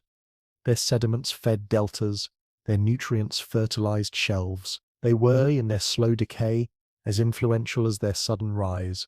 A mountain range was not simply a monument, it was a conveyor, a pipeline, a storehouse releasing the ingredients of life. In this sense, the Cambrian earth was generous, forever recycling its stone into the fuel of ecosystems. And then there were the volcanoes, unpredictable and dramatic, each eruption a reminder of the planet's restlessness. Imagine a plume of ash rising over Cambrian seas, its particles settling into waters that grew richer for the infusion. To us, volcanic eruptions are disasters, but to Cambrian microbes and plankton, they were feasts. The planet in its fire was also a farmer, sowing fields of nutrients across the oceans. Life, of course, responded. The shifting continents and fluctuating seas created barriers and bridges, isolating some populations while mingling others. Isolation spurred divergence. Mingling spurred competition. The result was a kaleidoscope of evolutionary experimentation, shaped not only by biology but by geology's hand. The Earth was not a passive backdrop. It was a collaborator, a co-author of the Cambrian Explosion, setting the stage, moving the props, and cueing the entrances and exits of its actors. If one wished to summarize the Cambrian Earth in a single image, it would be of a restless stage. The continents are dancers, their steps shaping the scenery. The oceans are shifting curtains, rising and falling, revealing and concealing habitats. Volcanoes are pyrotechnics, explosions of fire that feed even as they destroy. Mountains are scaffolding, rising and crumbling, feeding nutrients into the wings. And through it all, the actors, life itself, perform their improvisations, responding to every cue. The epic quality of this stage cannot be overstated. The Cambrian was not merely a burst of biological innovation, it was a symphony of geology and life intertwined. Without shifting continents, there would have been no mosaic of habitats. Without rising seas, no broad, shallow platforms for experimentation. Without volcanoes and mountains, no constant supply of nutrients. The drama of life needed its stage, and the stage was restless, alive, and unpredictable. And there is humour here too. Picture the continents as slightly clumsy dancers, bumping into one another, stumbling apart, sometimes colliding with dramatic flair. Picture the seas as over-enthusiastic stagehands, flooding the set, retreating, then flooding again. Picture the volcanoes as overzealous pyrotechnicians, always adding a bit too much fire to the performance. The Cambrian earth was not solemn, it was exuberant, messy, loud and full of surprises, and life, opportunistic as ever, took advantage of every accident, every misstep, every flourish of the stage. So let us envision it clearly: the globe 500 million years ago, its continents small and scattered, drifting across the southern hemisphere like rafts. Sea levels rise, flooding their margins, creating broad, shallow seas rich in sunlight. Volcanoes erupt, sprinkling nutrients into the water. Mountains rise and crumble, feeding rivers with minerals. Ocean currents swirl around fragmented landmasses, carrying life from one shore to another, isolating here, mingling there. On this stage, trilobites march, chordates swim, sponges filter, and predators glide. It is not only biology that shapes their fate, it is the restless earth itself, forever moving, forever changing, forever reminding us that the stage is as much a part of the story as the actors who perform upon it. The Cambrian Explosion, then, was not only about the invention of eyes, shells, or predators. It was also about the invention of landscapes, of seaways, of geological rhythms. Continents and seas did not merely host life, they orchestrated it. The earth was not a silent stone, it was a dancer, a farmer, a stagehand, a trickster, always moving, always reshaping, always pushing life to respond. And perhaps if we listen closely across the ages, we can hear the earth whisper with wry humour, "Don't expect stability, the dance never stops." When we try to imagine the Cambrian explosion, we do so through the filter of stone. The creatures themselves are long gone, their bodies dissolved into dust, their movements vanished into the silence of deep time. But in a few extraordinary places, chance and chemistry conspired to preserve them, not merely as impressions of hard shells, but as complete silhouettes of soft bodies, eyes, limbs, tentacles, flaps, even digestive tract. These are the sites that act as diaries of deep history. Pages written not in ink, but in mud and pressure. They are our windows into the Cambrian, most famously the Burgess Shale of Canada and the Chenggang Biota of China. Without them, the Cambrian explosion will be a faint rumour. With them, it becomes a vivid gallery of evolutionary experimentation, a carnival frozen in stone. The Burgess Shale lies high in the Canadian Rockies, at first glance just another mountain slope.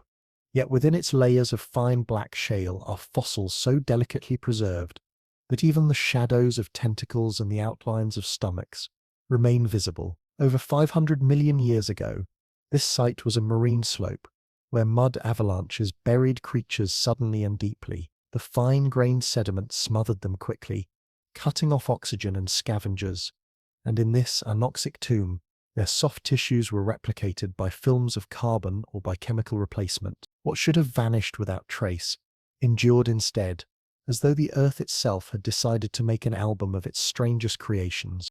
The Burgess Shale was first discovered in 1909 by Charles Walcott, a paleontologist riding through the Canadian Rockies. He stumbled upon its treasures and spent years collecting thousands of specimens. Walcott was diligent, but also a man of his time. He sought to fit these bizarre creatures into familiar categories, labeling them as shrimps, worms, jellyfish, or primitive relatives of modern groups. To his eyes, Hallucigenia was an annelid worm, Opabinia, a peculiar arthropod cousin. The full strangeness of the fossils was blurred by the desire to make them fit into known boxes. Walcott gave us the fossils, but the Cambrian's mystery remained partly hidden. It was not until the mid-20th century that the Burgess Shale revealed its true strangeness. Paleontologists Harry Whittington, Derek Briggs, and Simon Conroy Morris returned to Walcott's collections with fresh eyes, and new tools. They realized that many of the creatures did not belong in familiar groups at all. Hallucigenia was reconstructed not as a worm but as a bizarre spined animal with stilt-like legs. Opabinia, with its 5 eyes and flexible proboscis, was so outlandish that an audience of scientists laughed when Whittington presented it. Rewaxia, cloaked in spines and plates, seemed like a hybrid of slug and hedgehog. These were not just odd relatives of known animals, they were evolutionary experiments, body plans that had no modern equivalents. The Burgess Shale was not simply a fossil site, it was a cosmic scrapbook of life's imagination. The Chengjiang Biota of Yunnan, China, discovered later, offered another treasure trove, dating to roughly the same period as the Burgess Shale, but slightly older. It provided confirmation that the Cambrian seas were filled with this riot of strangeness across the globe. Chengjiang fossils, also preserved in fine-grained sediments under anoxic conditions, revealed similar creatures, spiny lobopodians, early arthropods, chordates like Mylocommingia and Hycohythus, and countless others. The Burgess Shale had hinted at the Cambrian's bizarre richness. Chengjiang proved it was not a local anomaly, but a global reality. Together, these sites are twin diaries, recording the same story in different languages, whispering the same secrets from opposite sides of the planet. What makes these sites so powerful is the preservation of the soft-bodied. In most fossil deposits, we see only the armored, the shelled, the bony. In the Burgess Shale and Chengjiang, we see the delicate and the transient, the flaps of swimming fins, the faint tracings of nervous systems, the outlines of muscles. These fossils are like time-lapse photographs of creatures caught mid-movement, shadows of lives that should never have been preserved. They show us not just the survivors, but the experiments, the evolutionary sketches that were tried and abandoned, the prototypes that never continued. They reveal the Cambrian not as a parade of destined winners, but as a wild workshop where every idea had its chance. It is no wonder that these fossils transformed paleontology. Before them, the Cambrian explosion was known, but only an outline. With them, it became a revelation. The very notion of weird wonders, creatures so strange they defied classification, was born from these stones. And with that revelation came humility, the realization that life's early history was far stranger than we had ever imagined. The Burgess Shale and Chengjiang are not just fossil sites, they are humbling reminders of how narrow our perspective is, how easily we forget that what survives is only a fraction of what once existed. There is a delicious mystery in these fossils. They preserve detail that feels intimate, the tiny claws at the ends of Hallucigenia's legs, the lobes of Opabinia's swimming flaps, the digestive tract of a Cambrian worm. To see such details across 500 million years is to feel as though one is spying through a window that was never meant to remain open. The mud and the lack of oxygen were conspirators, freezing these creatures as if in amber and delivering them to us as gifts. But the gifts are partial and the diary is incomplete. Many pages are smudged, many entries torn. For every Hallucigenia we can reconstruct, there are dozens of creatures preserved too poorly to interpret. The diary is tantalizing, full of strange illustrations but missing explanations. It whispers, but it rarely explains. This is where the scientists come in, detectives of stone piecing together stories from fragments. Walcott collected, Whittington, Briggs, and Conway Morris reinterpreted, and countless others since have refined a picture. Their work is not unlike assembling a jigsaw puzzle with most of the pieces missing, and no picture on the box. Sometimes they fit pieces together wrongly, as when Hallucigenia was reconstructed upside down, its spines mistaken for legs. Sometimes they laugh at their own mistakes, as with Opabinia's 5-eyed absurdity. But slowly, through trial and correction, the picture emerges. Each fossil adds a word, a sentence, a paragraph to the Cambrian diary. And yet, the diary is never finished. New sites continue to be discovered. New fossils continue to challenge our categories. The Burgess Shale was once thought unique. Now we know it is part of a broader pattern of exceptional preservation across the Cambrian world. Chengjiang, Sirius Passet in Greenland, Emu Bay in Australia, all add their own chapters. Each shows us that the Cambrian was not only diverse but globally diverse, its strangeness not confined to one mountain slope or one basin, but spread across the planet. The diary, once a slim notebook, has become a library, but even so, most of its shelves are still empty. It is tempting to see these fossils as definitive snapshots, but we must remember they are chance survivors. The Burgess Shale was preserved by a mud avalanche, the Chengjiang biota by sudden burial in fine silt. These were accidents, geological strokes of luck. For every Cambrian community fossilized in this way, countless others were erased forever. The diary we read is biased, selective, partial. It is a miracle, but a patchy one. We should be grateful for the pages we have, but mindful of the vast blank spaces that remain. Still, what pages they are. Hallucigenia, spiny and stilt-legged, preserved in detail fine enough to trace its claws. Opabinia, 5 eyes staring back across eons, proboscis frozen mid-reach. Wiwaxia, its plates and spines etched into stone like an armored jewel. Tiny chordates like Pikaia or Hycoiceth, wriggling ancestors of our own lineage. Their notochords faintly visible. These fossils are not only scientific treasures, but philosophical ones. They remind us that life is not neat, not inevitable, not always familiar. It is often strange, often whimsical, often baffling. The Cambrian explosion was not a parade toward modernity. It was a wild dance, and these fossils are its snapshots. Humor lingers in their reconstructions. Imagine a room full of serious scientists bursting into laughter at the unveiling of Opabinia. So strange it seemed like a parody. Imagine the embarrassment of realizing Hallucigenia had been mounted upside down, its spines mistaken for stilts. These are reminders that science too is an experiment, subject to correction and surprise. The fossils laugh with us, as if to say, "You thought you understood? Look again." In the end, the Burgess Shale, Chengjiang, and their kin are not simply windows into the past. They are reminders, the present. They remind us that life is richer than we expect, that chance shapes what we know, that strangeness is as real as familiarity. They remind us that the earth keeps secrets, and only occasionally allows us to glimpse them. These fossil diaries are gifts, but they are also teasers, hinting at stories still untold. So let us picture it. A mudslide 500 million years ago, burying a Cambrian community. In an instant, creatures caught mid-motion, eyes wide, limbs outstretched, spines bristling. Oxygen never reached them, decay never erased them. They lay hidden for eons, until mountain building lifted their graves high above sea level, where humans, scrambling with picks and notebooks, uncovered them. Now they stare back at us from stone slabs, fossils as vivid as photographs. They are whispers from an alien world, entries in a diary written not in words but in mud. And the earth, with its sly sense of humor, seems to say, "Here is a page, but don't think I've shown you the whole book." When we look back across 500 million years at the Cambrian explosion, we are not just peering into a chapter of ancient history. We are gazing into a mirror that reflects truths about evolution itself. Its creativity, its unpredictability, its bursts of energy, and its strange blend of fragility and resilience.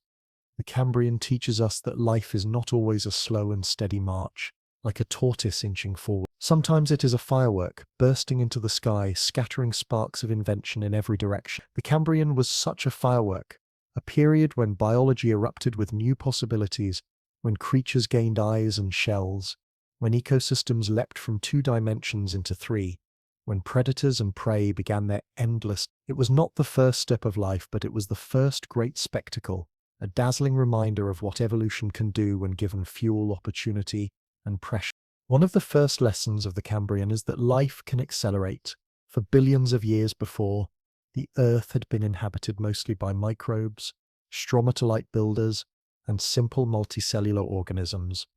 The pace of change was slow, as if life were testing the water with caution. Then, suddenly, at least on the scale of geological time, the Cambrian unfolded with explosive speed. Within a few tens of millions of years, almost every major animal body plan had appeared. Segments, shells, spines, notochords, eyes, appendages, all arrived in a rush. This was not a gradual tinkering, but a storm of invention. Evolution is often portrayed as slow and plodding, but the Cambrian teaches us it can also be a sprinter, dashing forward in leaps that reshape the entire biosphere. The fuel for this sprint was oxygen, rising in the oceans after eons of accumulation from photosynthetic microbes. Oxygen is the great enabler of complexity. It allows for large bodies, rapid movement, and energy-hungry organs like nervous systems and eyes. Without oxygen, creatures remain small and sluggish, limited by the chemistry of low-energy metabolisms. With oxygen, life can leap. Muscles can contract with force, brains can process information, predators can chase prey with speed. The Cambrian explosion was, in part, the moment when oxygen filled the tank, when the biosphere was suddenly running on high-octane fuel, and life, true to form, did not squander it. It raged. Another lesson lies in the inventions of eyes and shells. Eyes opened a new world of perception, transforming the ocean from a tactile realm into a visual one. To see was to anticipate, to choose, to act with intention. Shells, meanwhile, opened the world of defense, giving creatures protection from jaws and claws. Together, eyes and shells reshaped the rules of survival. Prey could no longer simply float or graze in peace. They were watched, pursued, tested. Predators could no longer rely on chance encounters. They could target, track, and strike. With eyes and shells came the first true arms race, a feedback loop that drove further innovation. The Cambrian teaches us that key innovations act like doors. Once opened, they lead to rooms filled with new possibilities, and those rooms lead to still more. Eyes and shells were such doors, and behind them lay the diversity of life, as we know it. But not every creature was about efficiency or practicality. The Cambrian also shows us that strangeness can thrive. Hallucigenia, with its spines and stilts, was no sleek hunter or armored titan. It looked like something from a dream gone sideways. Spindly, awkward, surreal, and yet it survived for millions of years. In a world of predators with sharp eyes and spiny appendages, Hallucigenia managed to live, feed, and reproduce. Its very survival is a reminder that success is not always about looking normal or fitting our expectations. Evolution has room for the peculiar, the whimsical, the improbable. The Cambrian teaches us not to underestimate the oddballs. They may look ridiculous to us, but in their own time they are viable, resilient, even triumphant. The Cambrian also reminds us of the role of chance. Why did some lineages flourish while others vanished? Why did some experiments become enduring phyla while others became evolutionary footnotes? Much of it was random, contingency shaped by shifting environments, sudden changes, or mere luck. The difference between survival and extinction was sometimes no more than being in the right place at the right time, or avoiding the wrong predator at the wrong moment. The Cambrian explosion was not scripted. It was improvisational theatre, with life throwing ideas onto the stage and seeing which ones resonated. Evolution is often portrayed as purposeful, but the Cambrian reminds us that it is closer to a lottery. Many tickets are printed, few are drawn, and the winners are not always predictable. There is humour in this randomness. Imagine evolution as a cosmic inventor with a cluttered workshop, trying out all sorts of designs. One day it builds a five-eyed creature with a vacuum cleaner nose. Another day it assembles a walking pincushion covered in spines. Another, it rolls out a slug in a coat of armor plates. Some of these designs catch on and spread, others are quietly discarded. But every attempt is part of the process, every oddity a step toward the richness of life. The Cambrian was full of such oddities, and though many vanished, they leave us with the delightful reminder that creativity does not always mean efficiency. Sometimes it means exuberance, play, whimsy. And yet, for all its fireworks, the Cambrian was fragile. Many of its creatures flourished only briefly before fading away. The ecosystems that seemed so dazzling were also delicate, vulnerable to shifts in oxygen, currents, or competition. The lesson here is sobering. Life's bursts of creativity are powerful but precarious. Evolution can build marvels, but it can also erase them swiftly. The Cambrian explosion was a surge, but many of its sparks winked out almost as soon as they appeared. The survival of any lineage is a balance between resilience and luck, and even the most extraordinary designs can vanish when conditions change. So what do we take from all this? The Cambrian explosion teaches us that evolution is not just slow adaptation, but also sudden leaps. It teaches us that oxygen, environment, and pressure can set the stage for innovation. It teaches us that eyes and shells can unlock entire cascades of possibility. It teaches us that oddities can thrive, that chance shapes outcomes, and that creativity is always tempered by fragility. It teaches us, above all, that life is more imaginative than we often realize. And perhaps with a smile, we can say it teaches us humility. For who are we to think we know what life should look like? When the Cambrian gave us five-eyed swimmers, spiny puppets, armored slugs, and elegant predators all at once, who are we to assume that survival favors the sleek, when the awkward and the absurd thrived alongside them? The Cambrian explosion is like a teacher with a mischievous grin, reminding us that the rules we think we understand are often rewritten by life itself. To imagine it is to see a firework frozen in time, sparks of innovation flying in every direction, some fading quickly, others burning long and bright. Eyes, shells, muscles, nerves, predators, prey, oddballs, titans, all bursting forth in a single geological instant. The Cambrian explosion is not only a story of the past, it is a reminder of the present and the future, that evolution is unpredictable, that creativity is boundless, and that fragility and resilience walk hand in hand. So let us close our reflection with a picture: the Cambrian Ocean shimmering with oxygen, its seafloor stirred by burrowers, its reefs alive with tenants, its waters filled with predators and grazers, its creatures strange and wondrous. Above them, the metaphorical firework bursts, scattering sparks across the sea. Some sparks fade, others ignite new fires, and in that moment 500 million years ago, the earth whispers its timeless lesson: life is improvisation. Do not expect predictability. Do not underestimate imagination, and never assume the story is finished. The Cambrian may be long gone, its oceans drained into stone, its creatures fossilized into shadows, yet its echoes reach us still. Every vertebrate spine that arches, every compound eye that glimmers, every ecosystem that hums with predator and prey, carries within it the faint music of that distant age.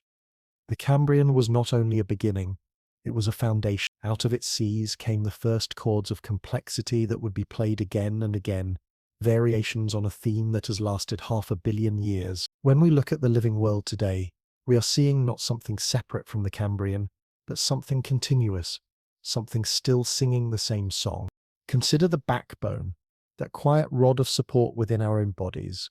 Its ancestor was first tested in Cambrian seas, in creatures small and unassuming like Picaea. From those threads came the vertebrates, fish, reptiles, mammals, and eventually us. Each step we take, each bend of our spine, is an echo of that first flexible notochord undulating in Cambrian waters. Likewise, the gift of vision, honed in trilobite eyes and magnified in predators, is still with us. The way we perceive the world, the light we catch, the details we notice, all carry the legacy of eyes, first sharpened in those ancient oceans, and the ecosystems themselves, the layered webs of predator and prey, grazer and builder, burrower and swimmer, were shaped in Cambrian days. They remain with us in every forest, reef and savanna, the living descendants of a pattern first written when life discovered complexity. The arms race that began there has never ended. Predators grow sharper, swifter, more cunning. Prey respond with shells, toxins, camouflage, and flight. Each side pushes the other higher, faster, stranger. We see it in the cheetah chasing the gazelle, in the octopus outwitting its hunters, in the insect armored against the bird. The game did not stop with Anomalocaris or Trilobites. It continues endlessly, a race without a finish line. The Cambrian began the chase, and it has echoed ever since. Fossils remind us, however, that our knowledge of this age is incomplete. They are fragments of a story, chapters missing, words smudged. We know Hallucigenia and Opabinia only because mud and luck preserved them. How many others, stranger still, lived and vanished without leaving a trace? The Cambrian whispers to us through stone, but its song is broken, full of pauses and silences. This is its other legacy, not certainty but mystery, a reminder that our understanding is partial, that wonder always outpaces explanation. And yet, in that mystery lies inspiration. The Cambrian does not only inform science, it stirs the imagination. To think that 500 million years ago, seas brimmed with five-eyed swimmers, spined puppets, and armored grazers is to remember that the universe is stranger than fiction. The Cambrian is a gallery of creativity, proof that the extraordinary does not require distant galaxies. It was here, on Earth, in oceans shallower than a child's dream, that strangeness thrived. That is why its fossils still captivate us, why artists draw them, why scientists chase them, why storytellers whisper them into our ears at night. And so, as our journey through this ancient era draws to a close, let us carry its echoes with us. The Cambrian is not simply past, it is present, woven into our bodies, our eyes, our ecosystems, our imagination. It is both foundation and inspiration, reminding us that life is a dance of invention, a story still being written, a mystery always inviting curiosity. So I leave you with a gentle thought. Imagine those ancient seas, rippling with light, filled with creatures both fierce and whimsical, a universe of strangeness blooming in silence. Let that image drift with you into sleep, a dream of oceans long vanished, but never truly gone. If you have enjoyed this journey through time, share your thoughts, let curiosity ripple outward like waves, and subscribe to sail with us again into Earth's other forgotten ages.